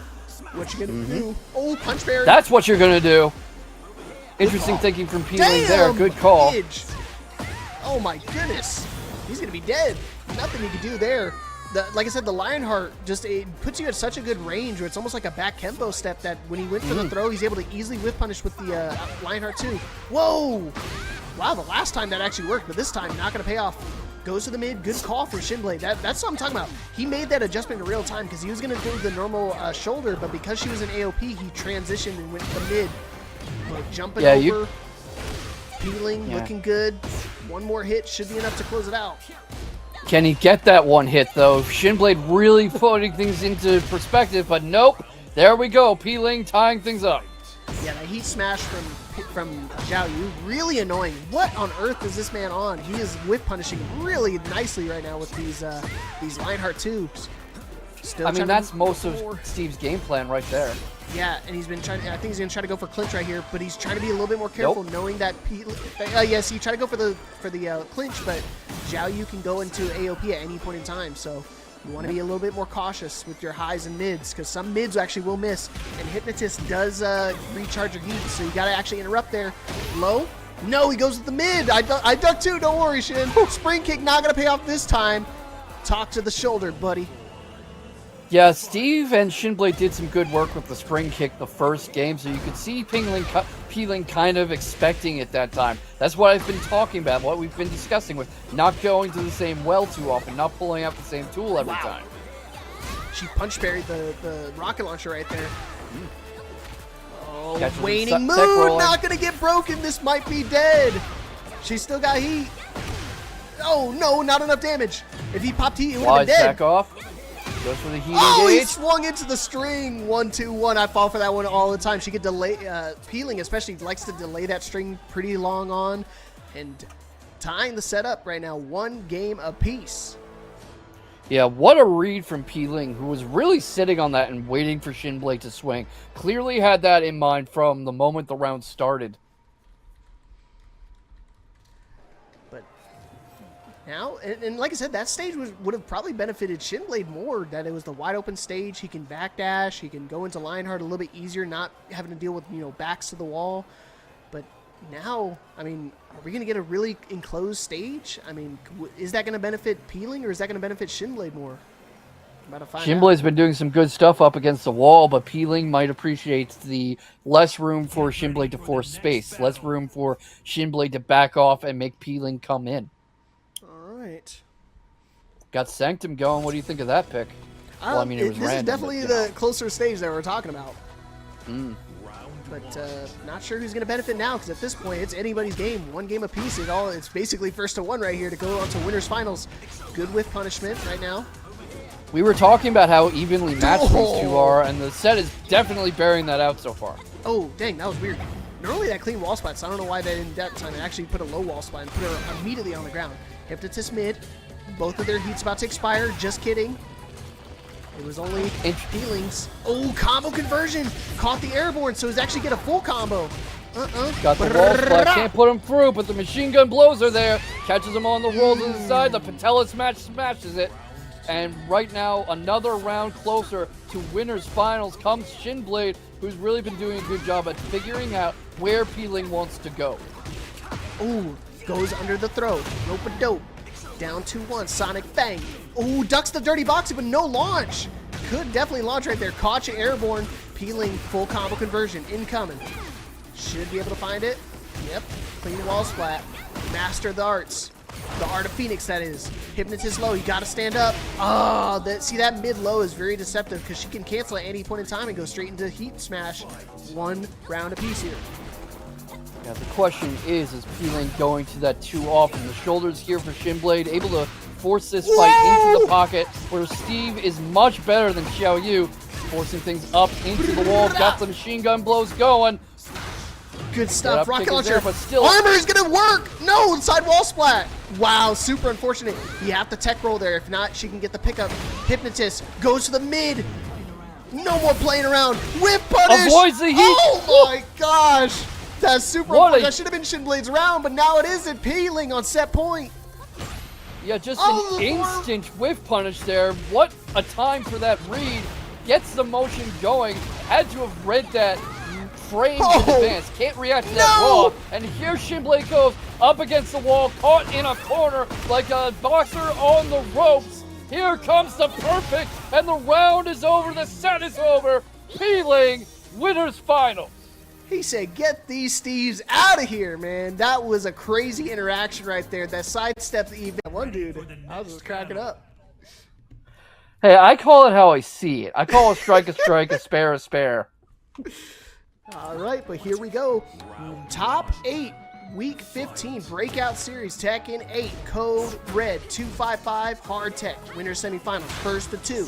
Winner moves on to winners finals. Let's rock it. Pretty interesting early exchanges here. CodeRed very much behind on the early damage. The HardTekk bringing in a lot of the old Asuka evasion, lots of backsteps, but CodeRed starting to adjust. You can see getting the level change going, getting the 1-1-2 there, and starting to make this a bit more of a boxing match. How do you feel about this matchup, the Asuka versus the Steve? like I said, Asuka, I think, definitely is in favor right here. She's got the Punch Sabaki. Just when I was just about to say it, dude. I'm sorry, CodeRed. I've spoken into existence. The Punch Sabaki is always a valuable option just because what do boxers like to do? They like to punch. So it's one of those things that's super scary to deal with.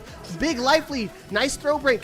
We're coming down to the wire. 11 seconds. Got a lot of recoverable health. Not able to use the Albatross. Barely missing out. 7 seconds. He's got to do something big. Yeah, he had to do something big right there. He was running out of time. Couldn't just run up and Rage Art because it still wouldn't have been able to close the gap. He tried to use the Albatross mid to try to use the heat engager, get some life back, and try to keep the pressure going, but not quick enough. I was going to say that Asuka HardTekk seems willing to back off and let that round end in timeout, but who are we kidding? Who are we talking about? This might be the most aggressive Asuka ever. And I was just saying in the chat, man, CodeRed's got the shadow fit. There you go. I got my own Punch Sabakis, boy. Meet him in the corner. Rope-a-dope. Caught him. Tried to do the Punch Sabaki, but it was a little too slow. He delayed it because he went for the mid option. Back to the corner. What you going to do? Oh, you could have can right there. That would have been a good option as well. Might have been anticipating the standing guard. Figured that CodeRed would expect the can. Tekken 8 is a big game of I know you know in a lot of ways. Yeah, just a matter of knowing what they want to do following up here. Oh, you got right him. into Rage Art. Try to go for the guard break right there. If he stayed blocking, would have been dead for sure, but obviously danced a little too long and gave HardTekk plenty of time to pop that Rage Art. It's going to tank that hit, and he's going to take 2 rounds up here in first game. The presence of mind to counter that barrage with the Rage Art at the perfect moment. HardTekk is not just pressing buttons, despite the extreme aggression, really understands his character. Oh boy. Nope. Oh, big whip right there. Try to go for the rope-a-dope, but a little out of range. So it's an easy Tooth Fairy whip punish right there. We're going to break the wall. Yes, sir. Just what I was talking about it. No environmentals, and they immediately break it. Can't get 2 in one go, so he's only going to get the 1, but he might be able to break it this time. While running 3 for the wall carry. Yes, breaking the floor, and with the heats still available, it might be enough to kill. Oh, he almost got the wall. The scaling. You get the get up, but whew, as we call it in the business, a no-round brown. Oh, man, you already know.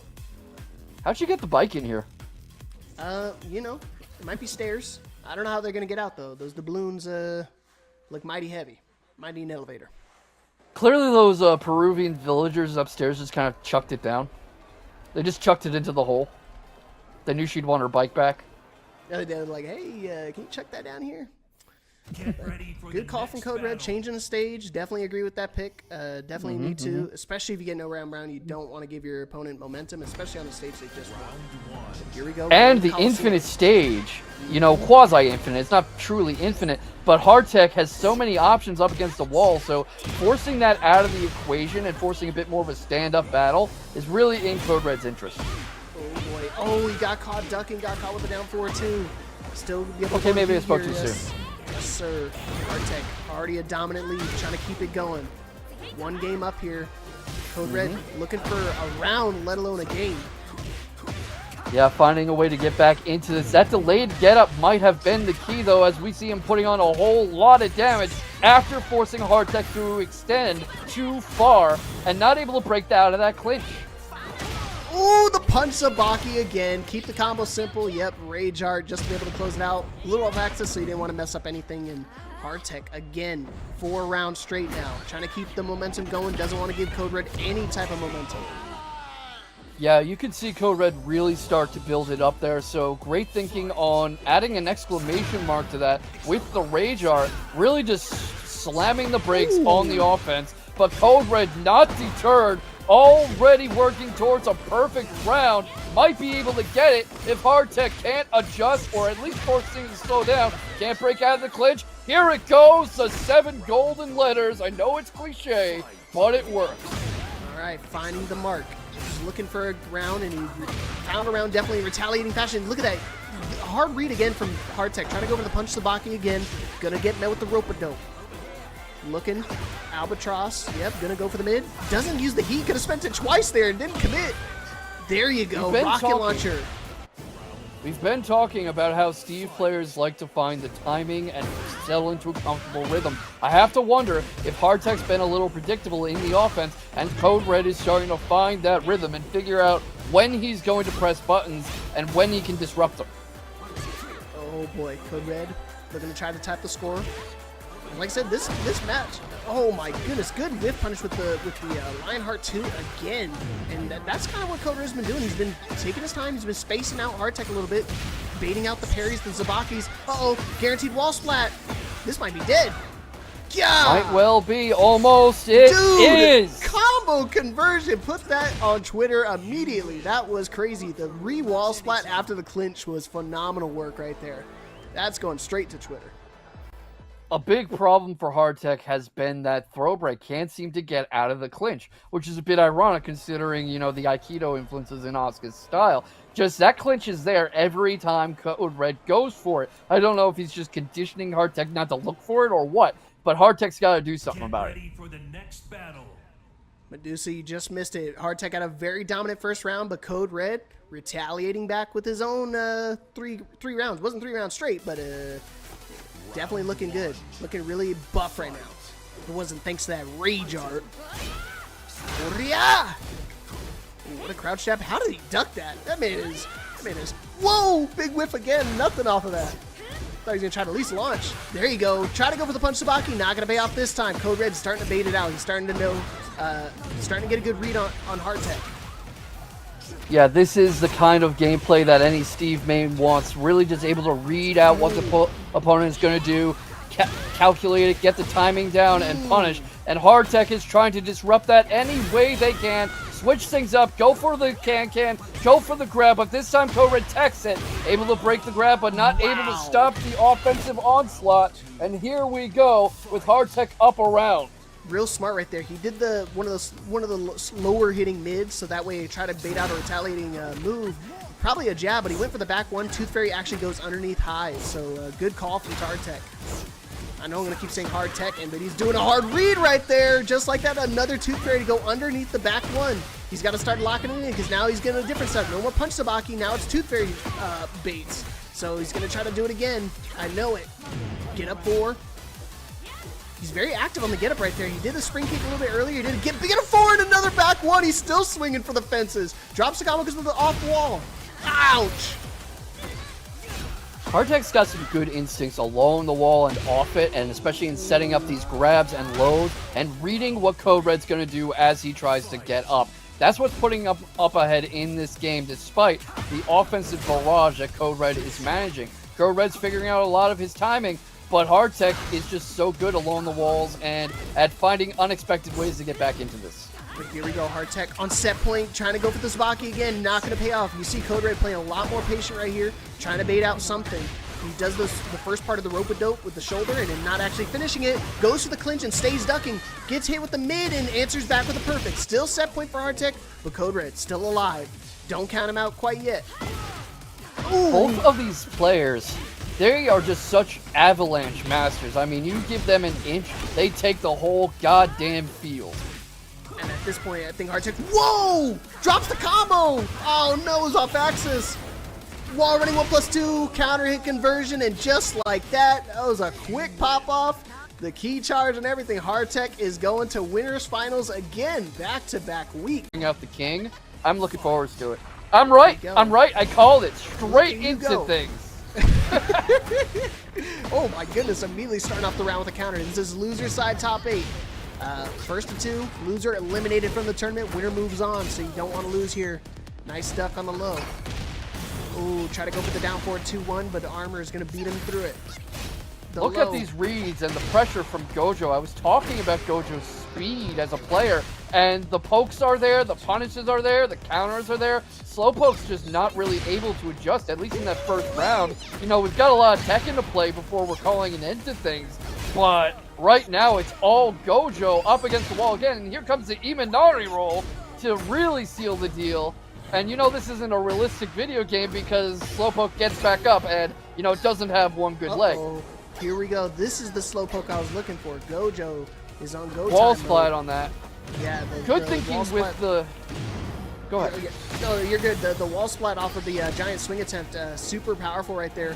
Wall running 3-2, running into the heat smash. Okay, now we're starting to see some King stuff. We didn't see that at all during his match against Shinblade. Obviously being able to battle his way back to the loser side of top 8, but this is how he needs to start playing King. He needs to start doing these throws. These giant swings are super important. You need to test your throw break on your opponent, especially if you're going to be playing a wrestler.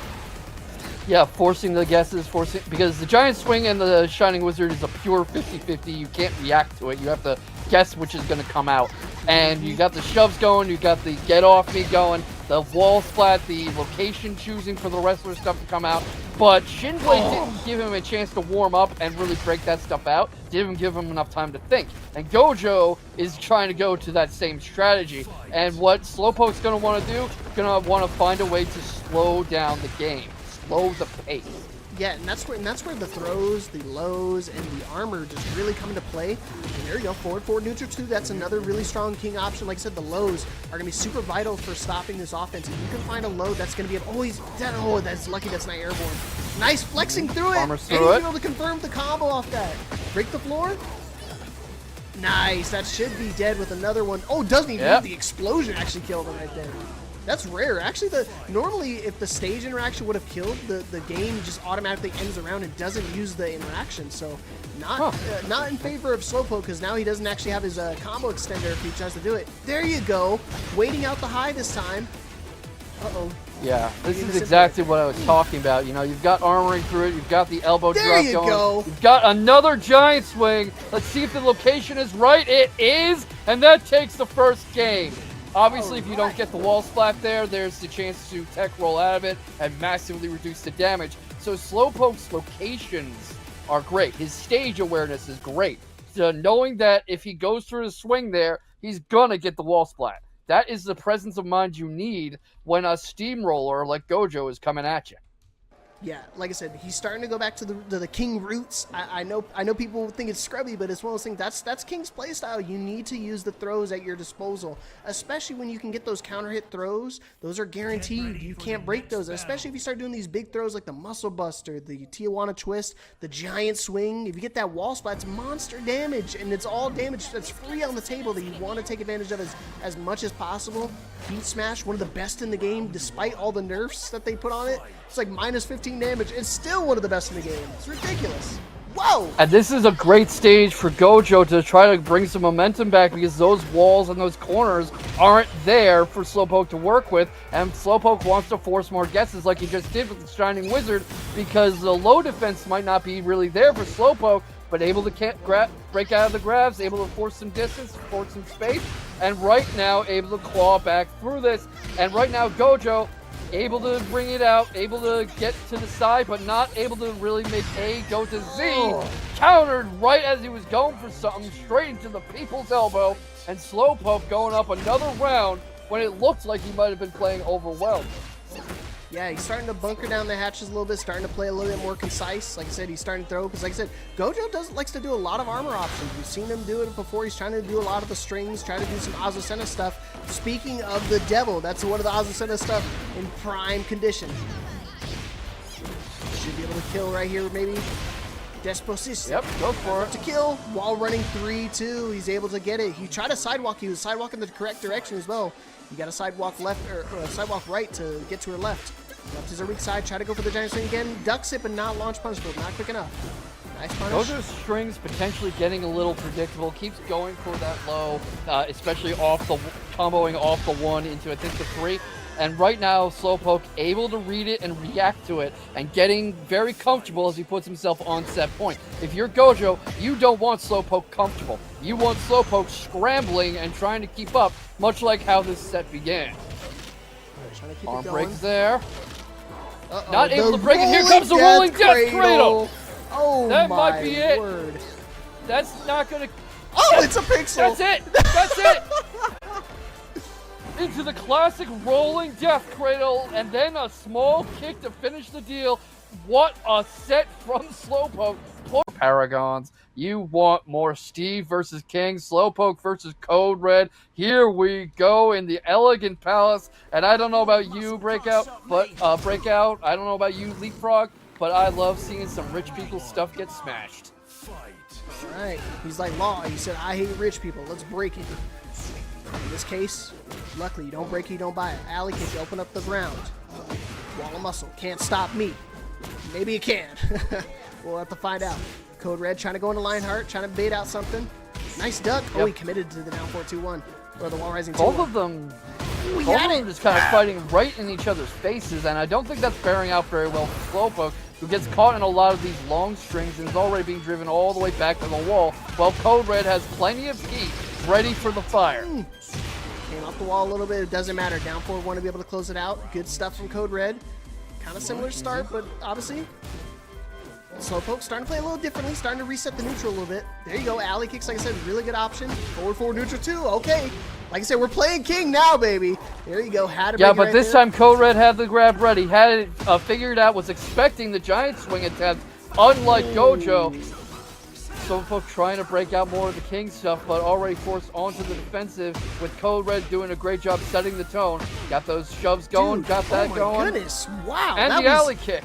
That was all pokes. No combos. All pokes from Slowpoke. You know, living up to the name.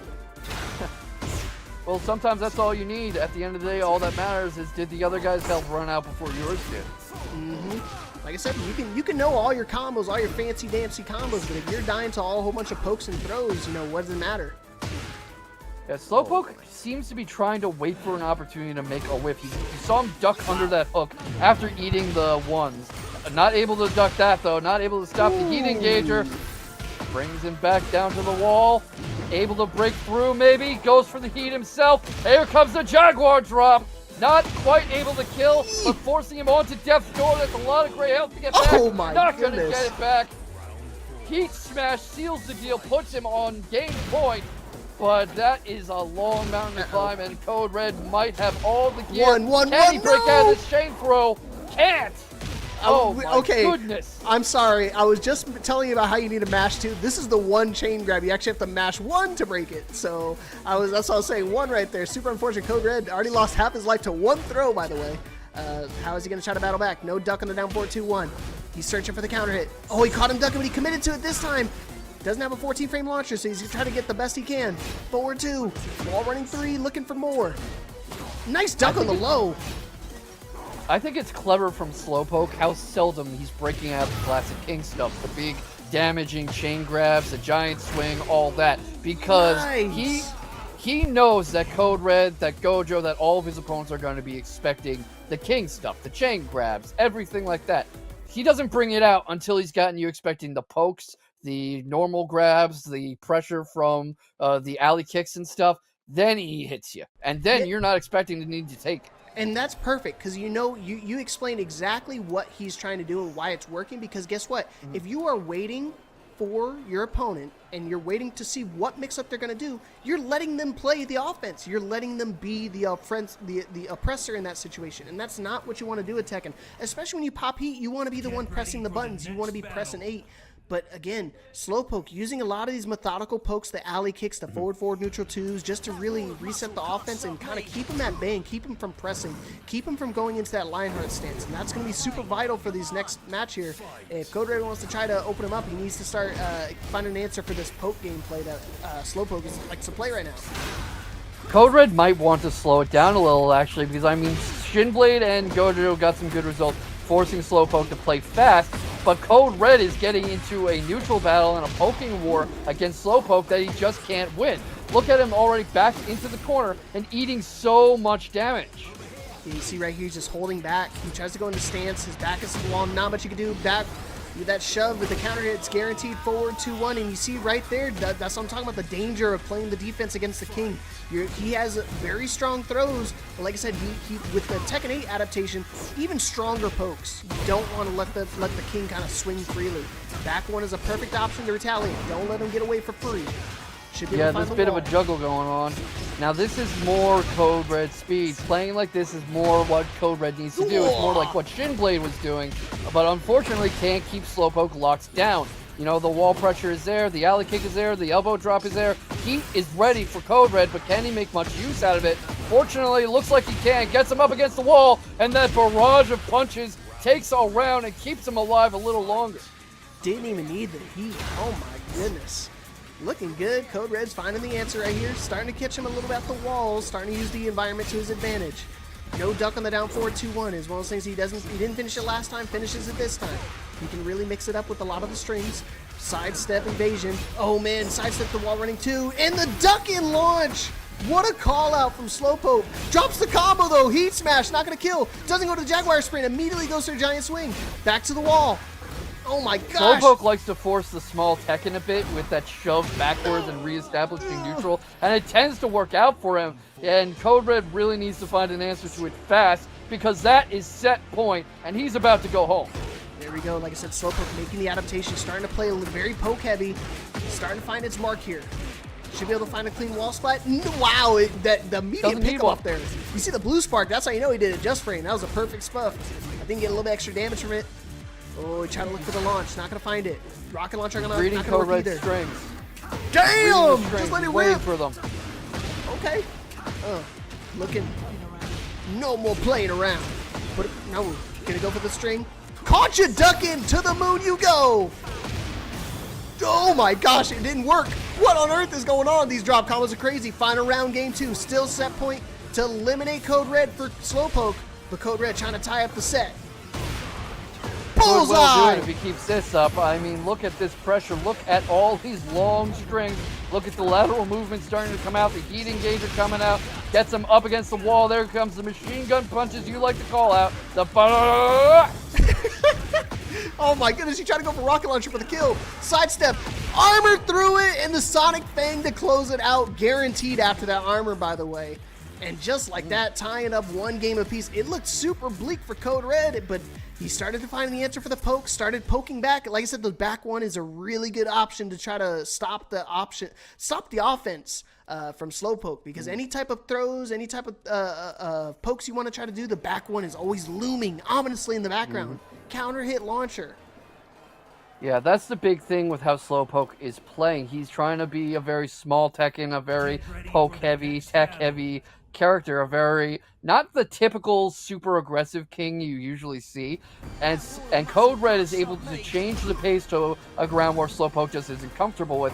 Slowpoke, we've seen, gets overwhelmed when you are just constantly pressing on him like that. That's what Shinblade was able to do. And right now, Slowpoke needs to stop that from happening.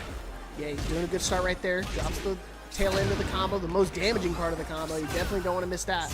Even if you don't get the just frame, the blue spark version, you definitely want to just get the regular wall running 2+4 option.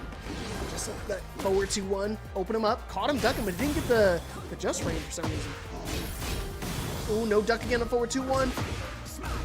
1, 2, 3, count it with me. Down forward 2-1, finds it and gets the guaranteed elbow into alley kick, all guaranteed right there. First round of this third and final game between these two. It's first to 2, loser eliminated. Losers quarterfinals. Loser leaves town, as the wrestling fans would call it. And right now, Slowpoke trying to avoid being that loser, but eating a lot of punishment, driven back, starting to get back a little more of his own. CodeRed's got heat going, though, and that could be all he needs to make this round his own. That health is getting scarily low, all the way back almost to the wall. The juggle is there. And we got it! Wow. What a low parry right there. Another Twitter clip combo from CodeRed. I mean, the very pixel bit of damage he needed. Oh, he had the mid. He could have followed up. Give me the nuts. Nuts! Give them to me. That's a pause. I'm sorry. My bad. Starting to break out more of the king stuff, as you've been calling it. Slowpoke trying to force more grabs, but Armor's through it. Here comes some more heat from CodeRed. The Lionheart is coming in. Armor's through it, but can he get much out of this? He can! Oh. The heat smash is there, puts him on set point, and CodeRed is making his last stand. Here we go. The low! The super slow charge low. The slow poke, one might call it. This man dunking on him. Big life lead right now. Looking for the uppercut.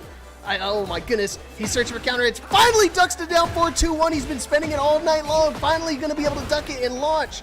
Hard read from CodeRed. What's he going to do? Oh my goodness. Goes to the clinch. Nice break. Breaks it. Oh, I thought he was going to try to go for it again. You can't out. Nice. He got it again. Forward 2-1. Are we going to spend the heat? Have to. It's the last pixel. We might be going to it. I think you're right. Over. Slowpoke staying grounded, but he's going to run into the string, and here we go. Final round. Loser eliminated. Let's go. What a fight these two are putting on. I mean, it's sad almost that one of them has to lose because you just want this to keep going. Oh my goodness. The pokes back and forth. Oh boy. Oh my god, the read! Dude, CodeRed called it out. Going for the overhead over the low. Are we going to find the wall here? No, just a little too far. Goes to the clinch, he's mixing it up. Runs into the string, alley kick. CodeRed's doing a good job creating space, forcing him to come in. He's Can't gonna break the do clinch it. this time, and that's it. That's it. Out wrestling the wrestler with that last clinch suplex, and that's it. Slowpoke is going. Just wonderful. But speaking of wonderful, we've got Peeling versus HardTekk winners finals coming up, and this is gonna be a barnstormer, folks. I hope you've got your popcorn. I hope you've got your water, because you're not gonna want to leave your seat for a second. Here we go. It's our first elongated set of the night. First to 3. HardTekk made winners finals last week. Had to go against Joe Crush. Now he's got to go against Peeling. Let's see how the results turn out this time. Good start already. He has a big life lead right now. Yeah, Peeling tried to set up that wall flip a couple times. The second time it worked, but didn't really get him anywhere. Right back in the corner again. Goes for it again, but this time HardTekk reads it. A perfect. And I've been talking all night about going to the same well too many times. HardTekk knew what was coming and punished Peeling for trying it too often. Yeah, I feel like, I don't know what it is, but somehow Peeling likes to start off getting perfected pretty consistently, because I think every single match we've seen in top 8, Peeling has gotten perfected on the very first round. So, yeah. Obviously, and still making it to winners finals, so obviously it ain't over till the fat lady sings. Oh man, and the 1 down 3, the 2 rounds up for HardTekk. Like I said, don't count Peeling out, because this is kind of how most of the game started off for Peeling, and still being able to clutch it up and close out these sets. Definitely. Peeling tends to start a little slow, but their strength is their ability to adapt and to modify themselves according to the opponent's game plan. And you can see them already trying to feel out HardTekk's rushing in, HardTekk's entries, going up against the wall, trying to find something they can do. But right now the pressure just continues. That pressure is there, the delayed get up slows things down a little, creates an opening for Art of Phoenix, gets the gray health down. HardTekk can't break that throw, catches the low. Here comes Hypnotist. We might be seeing that adjustment already. No way. No way! Rage Art! Rage Art! Dude, what happened? Again, this is just how Peeling plays, I guess, because, I mean, HardTekk had such a big life lead right there. I was like, okay, all he's going to do is pop his Heat Smash, be able to go and mix him up with the, like a down 1+2 or something. But Peeling, the tenacity to be able to come back right there, phenomenal work. And he needs one more round to tie it up. It's looking a good start right now. Big life lead, looking for a perfect. Already a half life gone for HardTekk. Back to the wall. How are you going to deal with the Hypnotist? Oh my gosh, what are you going to do? The mid? Of course it's the mid. The safe. Mid. Is minus 10. HardTekk freezing up a bit. And now it's tied just like that. And an oddly passive round from HardTekk, who seemed perhaps a little too surprised by Peeling coming back into things. Didn't seem to know what to do. Trying to create a bit of distance now, breaking the grab, trying to read Peeling, try to lure out the Art of Phoenix. Probably going to try to find a way to catch Peeling overextending. But Peeling is so defensive and evasive that he rarely overextends in the first place. Yeah, he's not going to give you too many openings. You're not going to be getting a whole lot of whiffs from... Oh, goes over the Hypnotist low. And the only reason why I actually went over it because he delayed it a little bit. Because if he just did it right away, it actually does jail. It's guaranteed. It beats even Rage Arts. Uh-oh. Nice duck again. Perfect defense from HardTekk. But just like that, one more poke and another low to close it out. Again, Peeling was down 2 rounds to nothing, just like every single match we've seen it with Peeling, and still battles his way back. That's what I tell you, man. Don't give up until it says defeat on your screen. Yeah, Peeling's reminding me of very defensive boxing in a way. The classic example is the rope-a-dope, putting yourself up against the rope, letting your opponent tire themselves out with punches, you know, finding the opponent's rhythm, finding the opponent's game plan, when they like to press, when they like to go forward, when they like to hit buttons or hit you, as it were, and really force them to tire themselves out and overextend. You could see that in the early feeling out stage, perhaps a little surprised by HardTekk's aggression, but very, very quickly adapting. And I think that's just how Peeling likes to play Tekken, honestly.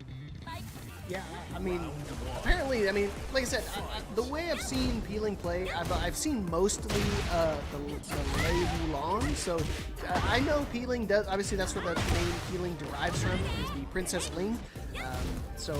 Wouldn't that be Xiaoyu then? Ling Xiaoyu? Uh-huh, yep, that's where it derives from, but you see connection starting to slow down. Uh-oh. Oh, boy. The connection started to slow down a little bit, so it looks like they're going to try to reset. A lot of issues been going on right now. Server connection, so obviously not one of the players. But man, it's like I just saw a ghost. Clearly, Heihachi coming back from the grave. He's taking revenge against this tournament. Yeah, it's like my ranked games. Every time I see those, I'm like, as soon as I see that button that says hold to decline a match, I'm like, I'm pressing, I'm mashing and holding that start button to try to decline it. And luckily, they were able to do the same thing. Worthy thing, I really enjoy that they've added that to the game. For those who don't know, if you guys get a really laggy connection and it's visibly laggy, for a brief second, if you look at the bottom left or right corner of your match, it'll tell you which button to hold, and it'll decline the match and just reset it and not give you either of you a loss. Yeah, that's very good, because in any game, sometimes connections are just so bad that you can't really get anything done. It could be Tekken, Street Fighter, Rocket League, Overwatch. The problem is there, anywhere where you need a stable internet connection, and very good that they have that. Obviously, Breakout Series and most tournaments don't allow Wi-Fi, but even with a wired connection, nothing's perfect, and sometimes stuff just happens. Yeah, sometimes, I mean, just like, I mean, with the Shinblade situation, I mean, normally he's streaming out here, so he has, normally good enough connection. He's been competing in a lot of these tournaments. He's been a past champion. It's just, situations just happen.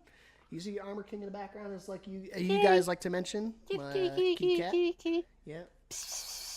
She'll make her way over here at some point in time. But again, great start from Peeling, being able to go down 2 rounds and still be able to turn it around and close out the first game. Phenomenal start.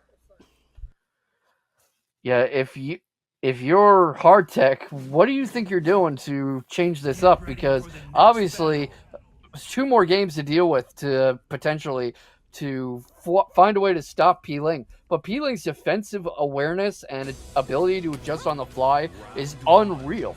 How do you stop this before the train just goes completely runaway on you? Yeah, it's one of those things, like, he was doing really good with, he's playing very offensive, being very aggressive, with punishing a lot, just kind of getting Peeling to the corner and kind of abusing it. Punch Zabaki is a great start. I was just going to say, start using your Asuka tech. Start trying to get some Zabakis out, some parries, just to mix up the timing a little bit, just to really bait your opponent into swinging into things unnecessarily and getting those whiff punishes.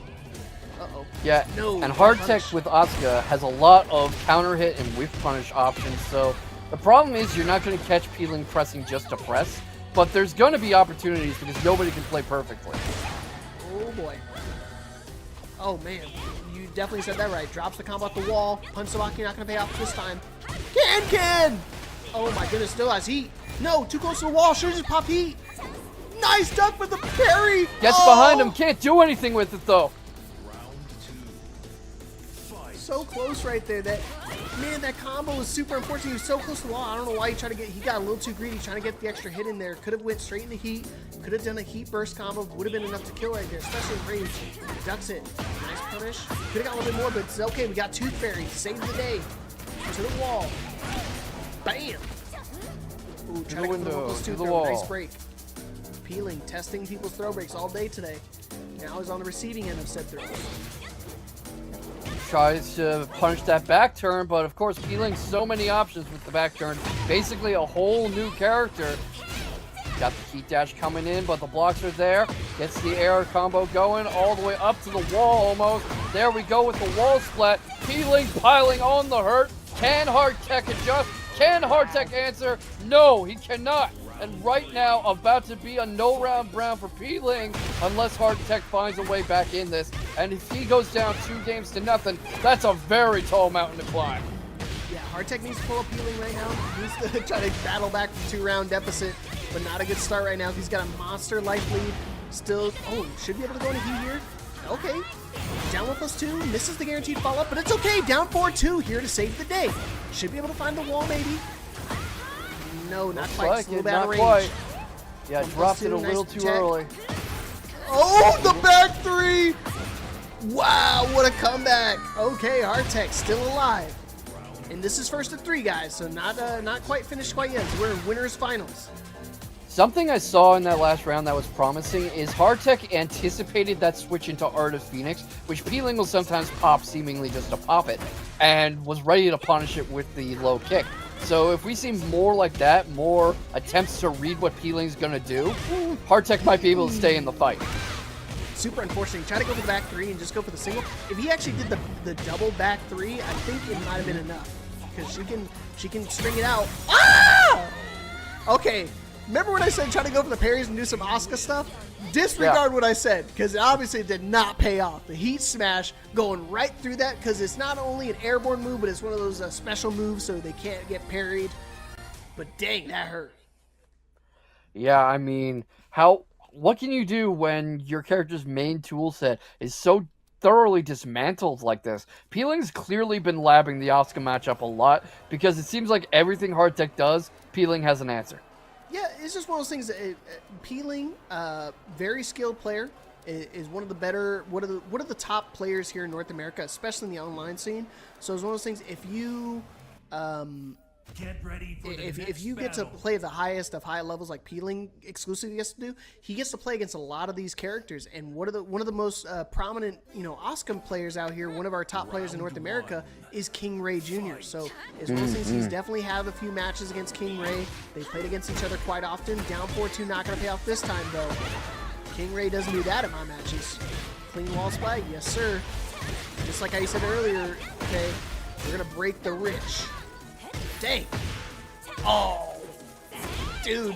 Oh, King not going to pay off. And a heat smash to close it out. Good stuff.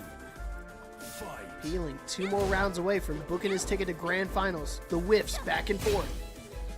Goes for the flip. Peeling likes to go to that well to force some distance or to close the gap or just to throw off the opponent. Not really needing it right now, though, because HardTekk can tend to stay in front of him and not really force a lot of action with the lateral movements, the angles, the sidewalk, but not really getting to either. I mean, look at this wall punch. The mix. Oh, my goodness. Yeah, that's the super dangerous part about playing against Peeling, and especially playing against Ling in general. Set point for Peeling to move on to grand finals. Needs one more round to do it. Take a convincing 3-0 over HardTekk. Yeah, but not if HardTekk has anything to say about it. The problem is the other player always gets a vote, but not able to stop the going into heat. But that was I was going to say that's a pretty good life lead, but it is already gone. Peeling so good at these comeback situations, already switching back and forth. Back turn is there, and right now going into the Hypnotist, gets her up against the wall, and that's it! I barely even got a chance to get that thought out before Peeling took it 3-0 over HardTekk. And right now, HardTekk waiting in losers finals for Game & Anya Red, losers semis. Here we go. It's time for a match. Our last first of 2 of the night. Robohead going against CodeRed Steve Fox. Like I said, I was changing that costume, Game & Anya. Yeah, I appreciate the no balls dangling over the head to try to distract me. So I'm gonna duke it out right here. But CodeRed has plenty of Victor knowledge, plenty of Victor experience, so not gonna be too foreign for him. Sheesh. Yeah, Game & Anya playing a little tentative, which I know sounds funny to say when she is putting on this punishment clinic of CodeRed. Oh my goodness! You can see her trying to find the openings and force the game to slow down a little compared to her experience against Shinblade. You know, CodeRed kind of has the jabs coming, has the pokes coming, but Game & Anya being able to create a lot of angles, go low, force a lot of screen distance, and right now able to take the first round, catching CodeRed trying to press. Got a little dicey right there. You saw CodeRed was instinctively ducking at full screen just because of the gunshot that the quarter circle forward 2 that Victor does have at their disposal. pretty much one of the few projectiles in the game next to Nina. I think is the only other one that has like the gunshots out here. So you got to be kind of careful with how you want to approach. Melissa's got it too with the rocket arms. I know. You don't want to count those out. I know I'll get yelled at back 1+2. Doesn't use the heat for it, so is able to still keep it, still keep the pressure going. Tornado, immediate talk to the shoulder. Game and Anya's wall game has vastly improved from when we last saw her up against teleporting. Shinblade. Wow! Yes, the teleport's there too. Try to launch just a little out of range. I mean, look at this pressure. It's like a different player. Uh-oh, here we go. And the 1 down 3, man, I hate that string. It's a super common round ender for Victor, especially when you just need that one poke. Most people are going to just try to duck the jab, or not instinctively try to duck the jab. Wall running 2, finding its mark, caught you ducking, and now the sweep. Not going to duck it this time. 1+2 throw, not broken. Is she going to perfect CodeRed? Seriously? He's just frozen up. He's having a hard time finding any buttons. Game and Anya takes the first game with a perfect. CodeRed was just out in the cold. I've never seen the outro say, "Who's paying for my dry cleaning?" That's awesome. That's hilarious. You're rich, man. You don't need to worry about dry cleaning. But yeah, super dominant round, 3 rounds straight, no round brown. Playing the Nicki Minaj in my head, but they're gonna run it back. New stage, new me. Midnight Siege. A lot of corners for Victor to get hung up on. Not as much room to move around, which might be to CodeRed's favor. I mean, you saw the teleporting, the distance control, the forcible creation of space. CodeRed might need much tighter quarters to fight Game and Anya. He definitely got it here. Got to keep him ducking this time. Not gonna. Oh, got a little too greedy with it. That is launch punishable. Full combo conversion. At the wall, we're gonna go into heat. No, not close enough. Uh-oh. Wow, just straight into the rage art as like almost the first thing she does this round.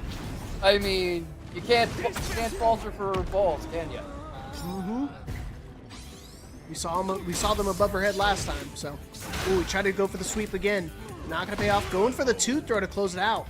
I think he was expecting the heat smash to come out right there, but he's gonna take it either way and still be able to close up that round. Yeah, and I mean, who expects to be thrown by a Steve? So I don't blame Game and Anya for being caught by that. Ooh, caught you ducking. Wall running 2, keeping the pressure going. Mid-high is guaranteed to jails right afterwards, so you can't duck it afterwards. Just like that, caught you ducking this time. Easy combo conversion. Tying it up here in round count. Second game with a perfect. Game and Anya definitely starting to warm up, and you can see the Negan influence on this game style. But right now, CodeRed trying to keep her from having any opportunity to press buttons. Keep her up against that wall. Keep her in the clinch. Got the two-face going. Game and Anya just not able to do anything. Gets the rage art again. Another one. Hits him again with it too. I mean, CodeRed's going to start blocking these eventually. They're going to start looking for them eventually because this just comes out as soon as Game and Anya goes into rage. It's not a bad option. It resets the neutral. Wall running 2 is going to get sidestep. Sonic Fang. Yeah, it's one of those things. That's another common round ender for Steve Fox players right there is that down 2-1. But just like that, 2 rounds here for CodeRed. Looking to tie up the set. No punish on the wall rising 2. Immediately doubles it up. Game and Anya going crazy right now. She's looking to try to close out the set. There you go. Armored through it. With it though. It's over. He got a lot of the health back. Nice duck on the down back 4. Full launch conversion. All that gray health is coming back.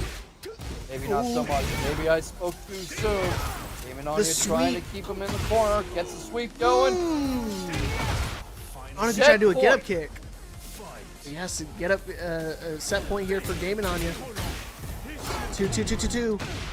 Alma still mash 2, even in stance. Wall rising 2. 2s all day. I got 1 button in a dream. No, he caught him. She's looking to close it out. Go. Gonna close it out. Explosion! With a perfect. What a lethal end to the set. CodeRed hardly in it. I mean, that was a clean 2-0. Not totally one-sided, but we're going straight into losers finals. All first to 3s from here on out. Seaside Resort. Game and Anya with the Victor Xavier and HardTekk with the Asuka. That's an interesting one. What do you think of Victor versus Asuka? Same thing. I think as well as if you can get the offense going with Victor, it's really easy to maintain that offensive pressure just because he has weapons in his hands. What can Asuka not parry? Weapons. So it pretty much eliminates a lot of the parry options. There you go. Finally ducking right that. now, One of those things I forgot to do.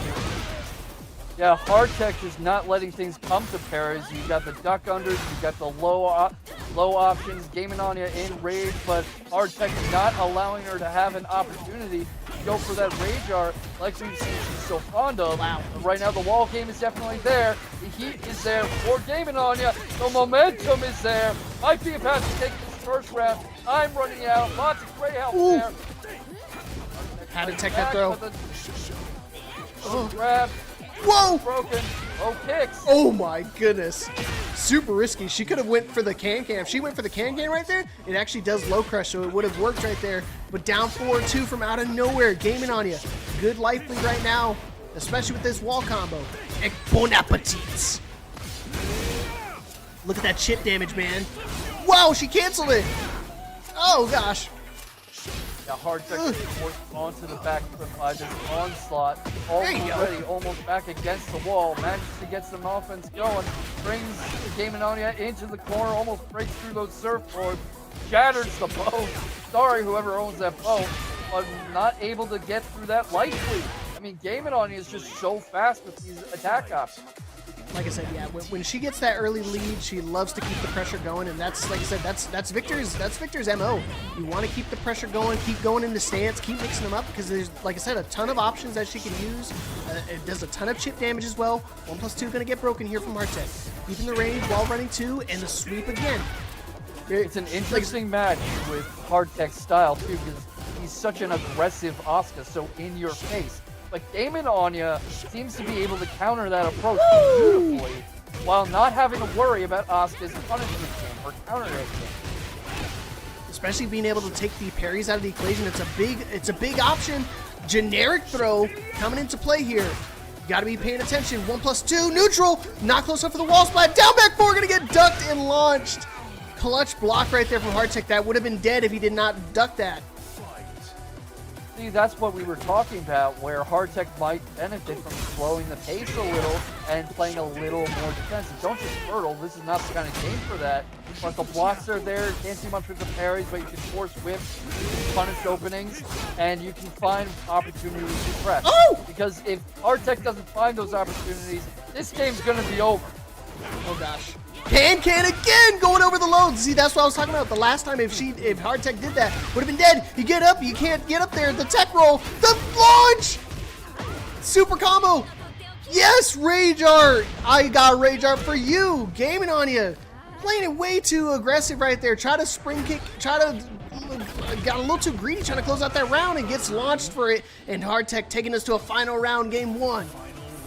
Yeah, see what I mean about forcing gaming on you to press and waiting for the opportunity and catching gaming on you in the act, not just pressing the attack to press the attack. Now that HardTekk's playing a little more defensively, not a lot, but a little, adding a little more defensive spikes to the mix, getting much better results. Oh boy. Searching for counter hits. HardTekk People have been here all night. Look at that. Oh my goodness, generic throw again, finding its mark. Oh, down 1+2 whiffs off the down back 4. Gaming on you. Searching. Needs one more hit. He's going to do the sweep again. I thought the sweep. The flow out of the explosion. Taking her to the wall. Results going for the sweep. I mean, HardTekk was clearly sitting on whatever he just did. Oh whatever my she goodness. just did. Can! Wow, what a call out. Gaming on you. I think just tried to do like the back that. 1+2. Yeah, the can-cans came back out, the whiff punishment came back out, HardTekk just starting to play more defensive, calmed down a little, and was able to break through the storm that is gaming on you, and that is just quite the adjustment to make on the fly. I mean, obviously taking some influence from P-Ling there. Yeah, because again, Gaming on You was 2 rounds up right there. It was looking bleak. It was looking like a really quick 3-round straight for Gaming on You. But once HardTekk, like you said, you just need to play defensive just for a second, just for a minute to get a whiff punish, get your feet underneath you and kind of mix up your opponent, put him in the blender. And again, these cans. I know I was talking about the parries not really making too much of an impact during this game, but the cans are definitely here to stay. Yeah, definitely. Don't want to come to them too often, but they have been a very important addition to the dish. Here we go, back on Seaside Resort. They randomed and still got the same stage. I really hate that about the game. Sometimes it will not change the stage for you. Open up with the low. Oh man.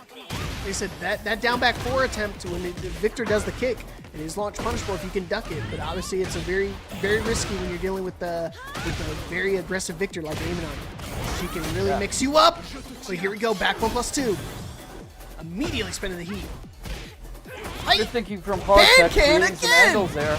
And yeah, there goes the can. That is starting to come out more and more often now that Game On is not blocking it, not doing about it. If you show your opponent you can't handle an option, they're going to go to it again and again until it stops working. Exactly. I mean, if they're not going to answer to it, why stop it? It ain't broke, don't fix it. But just like that, Game On, you're starting off the round with their own hop kick. We haven't seen too many victors using the hop kicks, but ducks the sweep. Again, got a little too greedy right there. No, very high risk, not going to kill, not really worth going for that in that situation. But obviously HardTekk going to drop the combo, a little off axis, generic throw again. And that can be broken with the one. That can be broken with a 1 or a 2. So you got to be paying attention to that. Look at the arms. HardTekk was a little too eager to rush in and try to finish things off, and Game On was able to capitalize. So we both see from both of these players that they are very aggressive and very offensive, but perfectly capable of slowing down the pace and being a little more defensive to react to what their opponent's going to do. So that's going to make this a very interesting stylistic matchup. Very much the same kind of player. All right, here we go.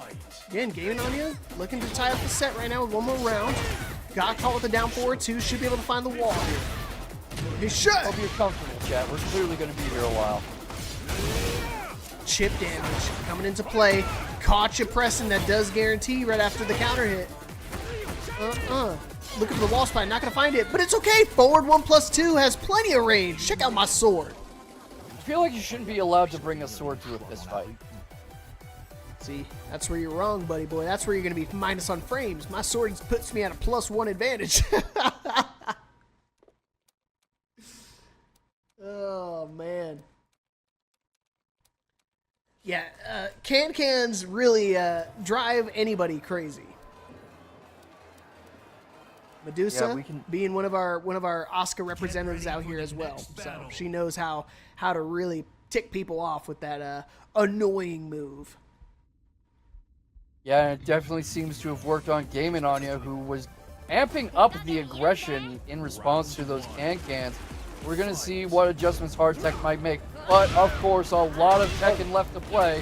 And HardTekk ramping it up, turning up the heat to try to cook Game On. Woo! Speaking of cooking, ducks down back 4. Looking for the wall, not going to find it. Ooh, big whiff. Whoa. No parry. Chip damage, caught you ducking. Sweeps it and then combos off the wall? Okay. I did not know that. Something new every day. The sweep again. Wow, what on earth? That damage was crazy. She wasn't even in rage and that one hit actually killed. Sometimes that's all it takes in Tekken 8. Just one good hit. But again, Game On, that's what I'm saying. The tenacity to keep going for that sweep, even though it got ducked and launched twice now, and it got canned one of those times, she's still going to it. And that's what I was telling you. You need to have the confidence. And even though your move gets blocked, you don't go to it too often, but you still use it. It's still a viable resource. Uh-oh, she caught him again. Dang. Here comes the Rage Art, finally. Game On has been sitting on that, but we saw in the previous match against CodeRed that is a very lethal tool in Game On's hands. Loves to bring it out to reset the momentum. Oh, man, she's doing a really good job right now. She could really turn the tide back 1+2. Oh, my goodness, trying to go for it again. She's going to get counter hit, though, off the low. Nice tech roll. Oh, my gosh. What a duck. Back 1+2. The heat smash. Game On. coming back with the amazing clutch rage out right there and closing it out with a heat smash. Looking to take a 2-1 lead right now. What a duck, but no launch. Not quick enough. You got to be really quick on that duck. It's a really tight window. Back 1+2. Oh boy. Trying to fight out of the corner, trying to find a way Nice! to game it on his defense. The can-cans come out. Those keep working on gaming on you. Keep giving leapfrog. I'm sorry, I don't know why I said leapfrog.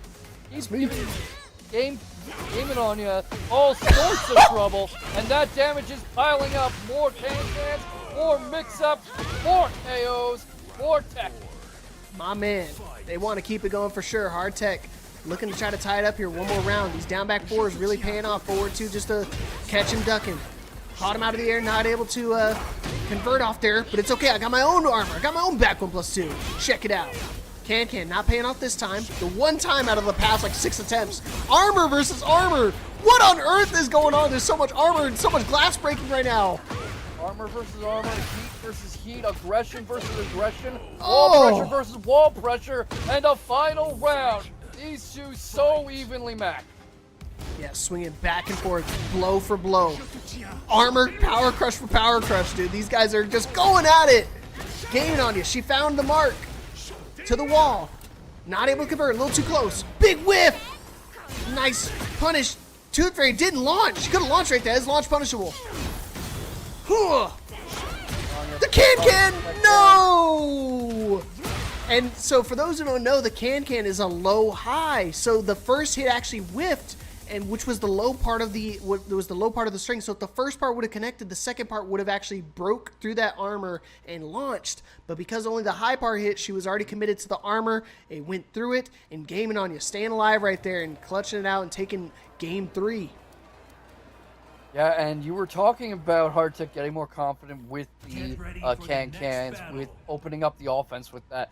But I had been worried that that confidence would be too much, and that he would start going to that too often, and start going to that so often that Game On You would have a counter ready. That seems to be what happened at the end of that game.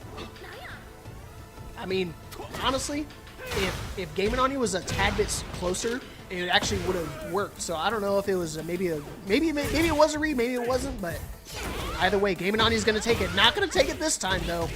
Finds the can again. Sometimes you just get unlucky. That's honestly how I felt. I felt really bad for HardTekk because that was the good read right there. Back 1+2. Like I said, still using it the whole time. Dual back 3. Clean wall splat. Might be enough damage. Doesn't even need the wall. Engage. Doesn't need the wall. Doesn't need the can. Doesn't need gaming on you. Takes a round. Back 1+2 again. Just round start. Starting to mix up throws a little bit. HardTekk caught a couple throws earlier on, going for like the 2 throw. Obviously, the 1+2 throw gonna get tech from gaming on you. I know my one command grab too. Tracker. Got to be careful with the tracking moves. You see that little green ring? It means it's a tracking move. Caught him with the counter hit. Doesn't break the wall. It's okay. 2 throw saves the day. Pulls gaming on you right off that wall, but not much luck against the lows. Tries to come in. Gaming on you starting to change levels a little, change angles a little. Nice. Right now, and the fighting conversion. right in front of each other. And you are right. An absolutely lovely conversion there to put HardTekk up 2 rounds. And Gaming on you, starting to go back to the roots a little bit. Still going to go back to the low. Forward 4-2, not going to pay off right there. Back 1+2, going to get snuffed out with my own armor. Wow, wall running 1+2 going to whiff. A little out of range. Explosion! No launch! What? Yeah, that up 1+2 is actually unsafe. It is launch punishable and not in heat. HardTekk, no launch. Very uncharacteristic. Yeah, but carried all the way back to the wall, blocks the spring kick. Both of them fighting a bit too deep. That generic throws out, creates some angles by force, and punishes HardTekk for being so linear. HardTekk needs one more round to try to tie up the set. Like I said, first of 3 out here. Gaming on you can close out the set right here and move on to grand finals with 2 more rounds. Doesn't need to take it to extra innings if she doesn't want to. She's in control of her own destiny. Right here in the perfect whip punish, the down forward 2. That's a Negan player if I've ever seen one. Bow! I wonder if we're seeing HardTekk fight a little more recklessly, because sure, 1 round away from tying it up, but 2 rounds away from going home. and that is your back up against the wall, and you're starting to look for anything that'll work. And gaming on you with the low kick onto set point, potentially going and facing Peeling in grand final. HardTekk trying to stay alive right here. Wants to take us to an extra final game. Caught you ducking. Nice conversion. We're going to break the wall. Yes, we are. That's perfect because that's on your side too. Fighting like this, we might get that final game. Oh my gosh, that side down forward 2 gonna get sidestepped. Not gonna get launched. Caught you ducking.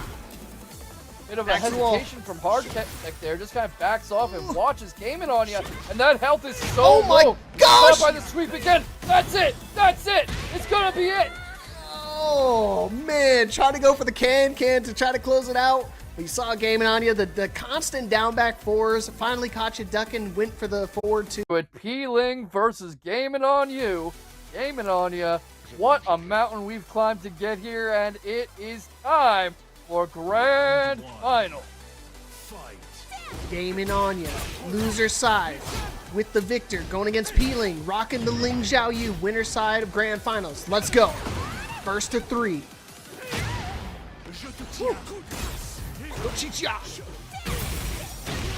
These options from gaming on you might be very helpful with preventing spacing that Peeling likes to work with. Preventing Peeling from doing stuff like this. Wow. That's not going to work. The Rage Heart comes right out, borrowing from Gaming on his playbook, just spending that rage as soon as he gets it, and that takes the round. What a way to put an exclamation point on the start of Grand Finals, telling Gaming on you the size of the mountain he's got to climb. Yeah, like I said, Gaming on you has been kind of the one that's been rocking me a lot of these rage arts lately through tonight. Been popping the rage art, but getting a taste of their own medicine right here. Healing, looking to close out the turn. It needs only a first to 3 here to close it out. Gaming on you coming from the loser side of the bracket. Back 1+2, counter hit. Oh God. And while we've been watching this, Paragon FGC also rated us out, so I just want to say thank you very much to the kind people of Paragon. Thanks for the love. We obviously return it whenever we can. Oh, Hypnotist goes for the low! And because it was clean hit, gets a full combo conversion. 2 rounds up here for Peeling. Looking good. Looking to close out the first game. Wow. That was Ball Rising 1. Peeling got the raid power-up. Got the power-up from all these people coming in. Yeah, man. Like I said, Peeling just came from a second place finish at Paragon. Back 1+2, gonna go through the armor. Oh, while running 2, gonna whiff. Not gonna spend the heat though. Ugh. What a whiff. What's the mix? Another low? Of course. Why wouldn't we? Close it out with a simple combo. Likes to come into Hypnotist and force the low, and just like that, a very routine no-round round from Peeling, really setting the tone to start this off. Gaming on you seemed unusually hesitant, given the extreme aggression we've seen from her during her matches on stream. Yeah, like I said, really strong start from Gaming on you, but obviously Peeling having the answer for it. All the guessing, you guessed right, man. It's the Hypnotist, full 50-50 mix. You can't rage art through, you can't try to throw. All the options will actually get snuffed out, and don't want to get counter hit on a lot of those situations. Not really going to benefit in any way, shape, or form. We also can't discount the psychological angle, because a good defensive, evasive player like Peeling makes you feel like you have no options, makes you feel like anything you press is going to get punished, nothing you can think of is going to work. You get in your own head, and suddenly you can't press anything. Round 1. Amalat, what's good, my man? Hope you had a good night. I saw you commentating. Welcome back. Nice to see you. Here we go. Starting off strong already. Oh, man. 2-2-2-2. Ducks the sweep. Oh, no. Like I said, Gaming on you has been using that pretty consistently, and the down back fours, a lot of really high-risk lows.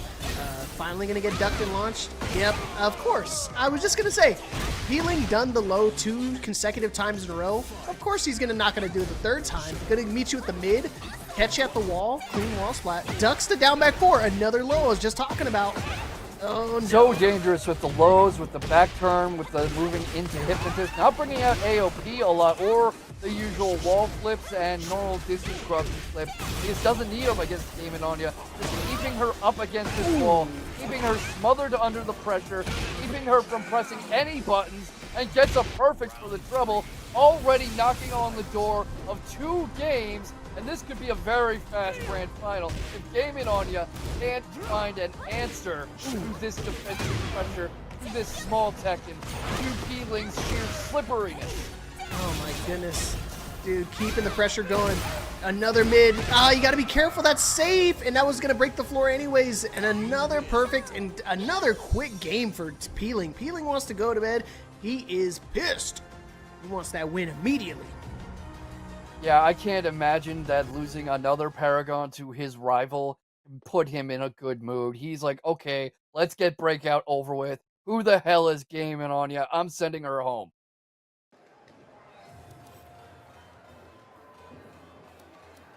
Alright, but let's see how it's going to finish out here, man. I mean, this is becoming a question of what can Game Anya even do. That's not to discount Game Anya. That is just talking about the sheer pressure and dominance of Peeling so far. What options do you see for Game Anya? What can she do here? Like I said, she's doing a whole lot of the stuff that was working against HardTekk because HardTekk was not willing to commit to the ducks. Peeling is willing to commit to the ducks and going to AOP to avoid a lot of the mids, so you need to start doing a lot more safer Victor options. Oh, just like that. Nice patience and ducking on the string. Peeling was trying to test him. See, he did the mid option last time, so he's trying to see if he's going to duck this time, and he did. So if he can try to commit to some, if she can duck to some more mids, commit to some more mids, I think it would be a lot safer option, a lot more opportunities. Yeah, but there's nothing mid about Peeling's gameplay, so Game Anya's really going to have to step it up. Peeling idle in AOP for a bit, waiting for Game Anya to do something. Here comes the Rage Art, it lands! Wow, Game that Anya's was a stealing call out some and a half. precious momentum. I have never seen that before. Do the spring kick into immediate, like basically a get up Rage Art. That was incredible call out right there. Popping the heat. We're going to use the heat smash. Explosion! How did that not work? Wow, backward +2, going underneath the AOP, or going over the AOP. Peeling, 2 more rounds away to close out this tournament, walk away with a win. Peeling's reads are unreal right now, and look at that, the raw AOP, just daring Game Anya to come in on him, and just daring him to press a button, and punishing him when he does, into Hypnotist, into the AOP again, whipping everything is Game Anya, tries to rage and flips over it! It flipped over it! Ah, and no just rage. like that, with a perfect Peeling knocking on the door of the tournament point. Already about to send it all home. Flips over Game Anya again. Takes the initiative. Drives Game Anya all the way back. Nothing Game Anya can do. Here comes the heat. And right now, all the momentum is Peeling's. That health is getting so low. We might be having a very early night here at Breakout Series. One more hit, goes to the mid. Caught you pressing again. It is safe. You don't want to swing into it. And closing it out with a perfect Peeling. Taking it 3-0 and being our Week 5 Breakout Series champion. Closing it out. Such a dominant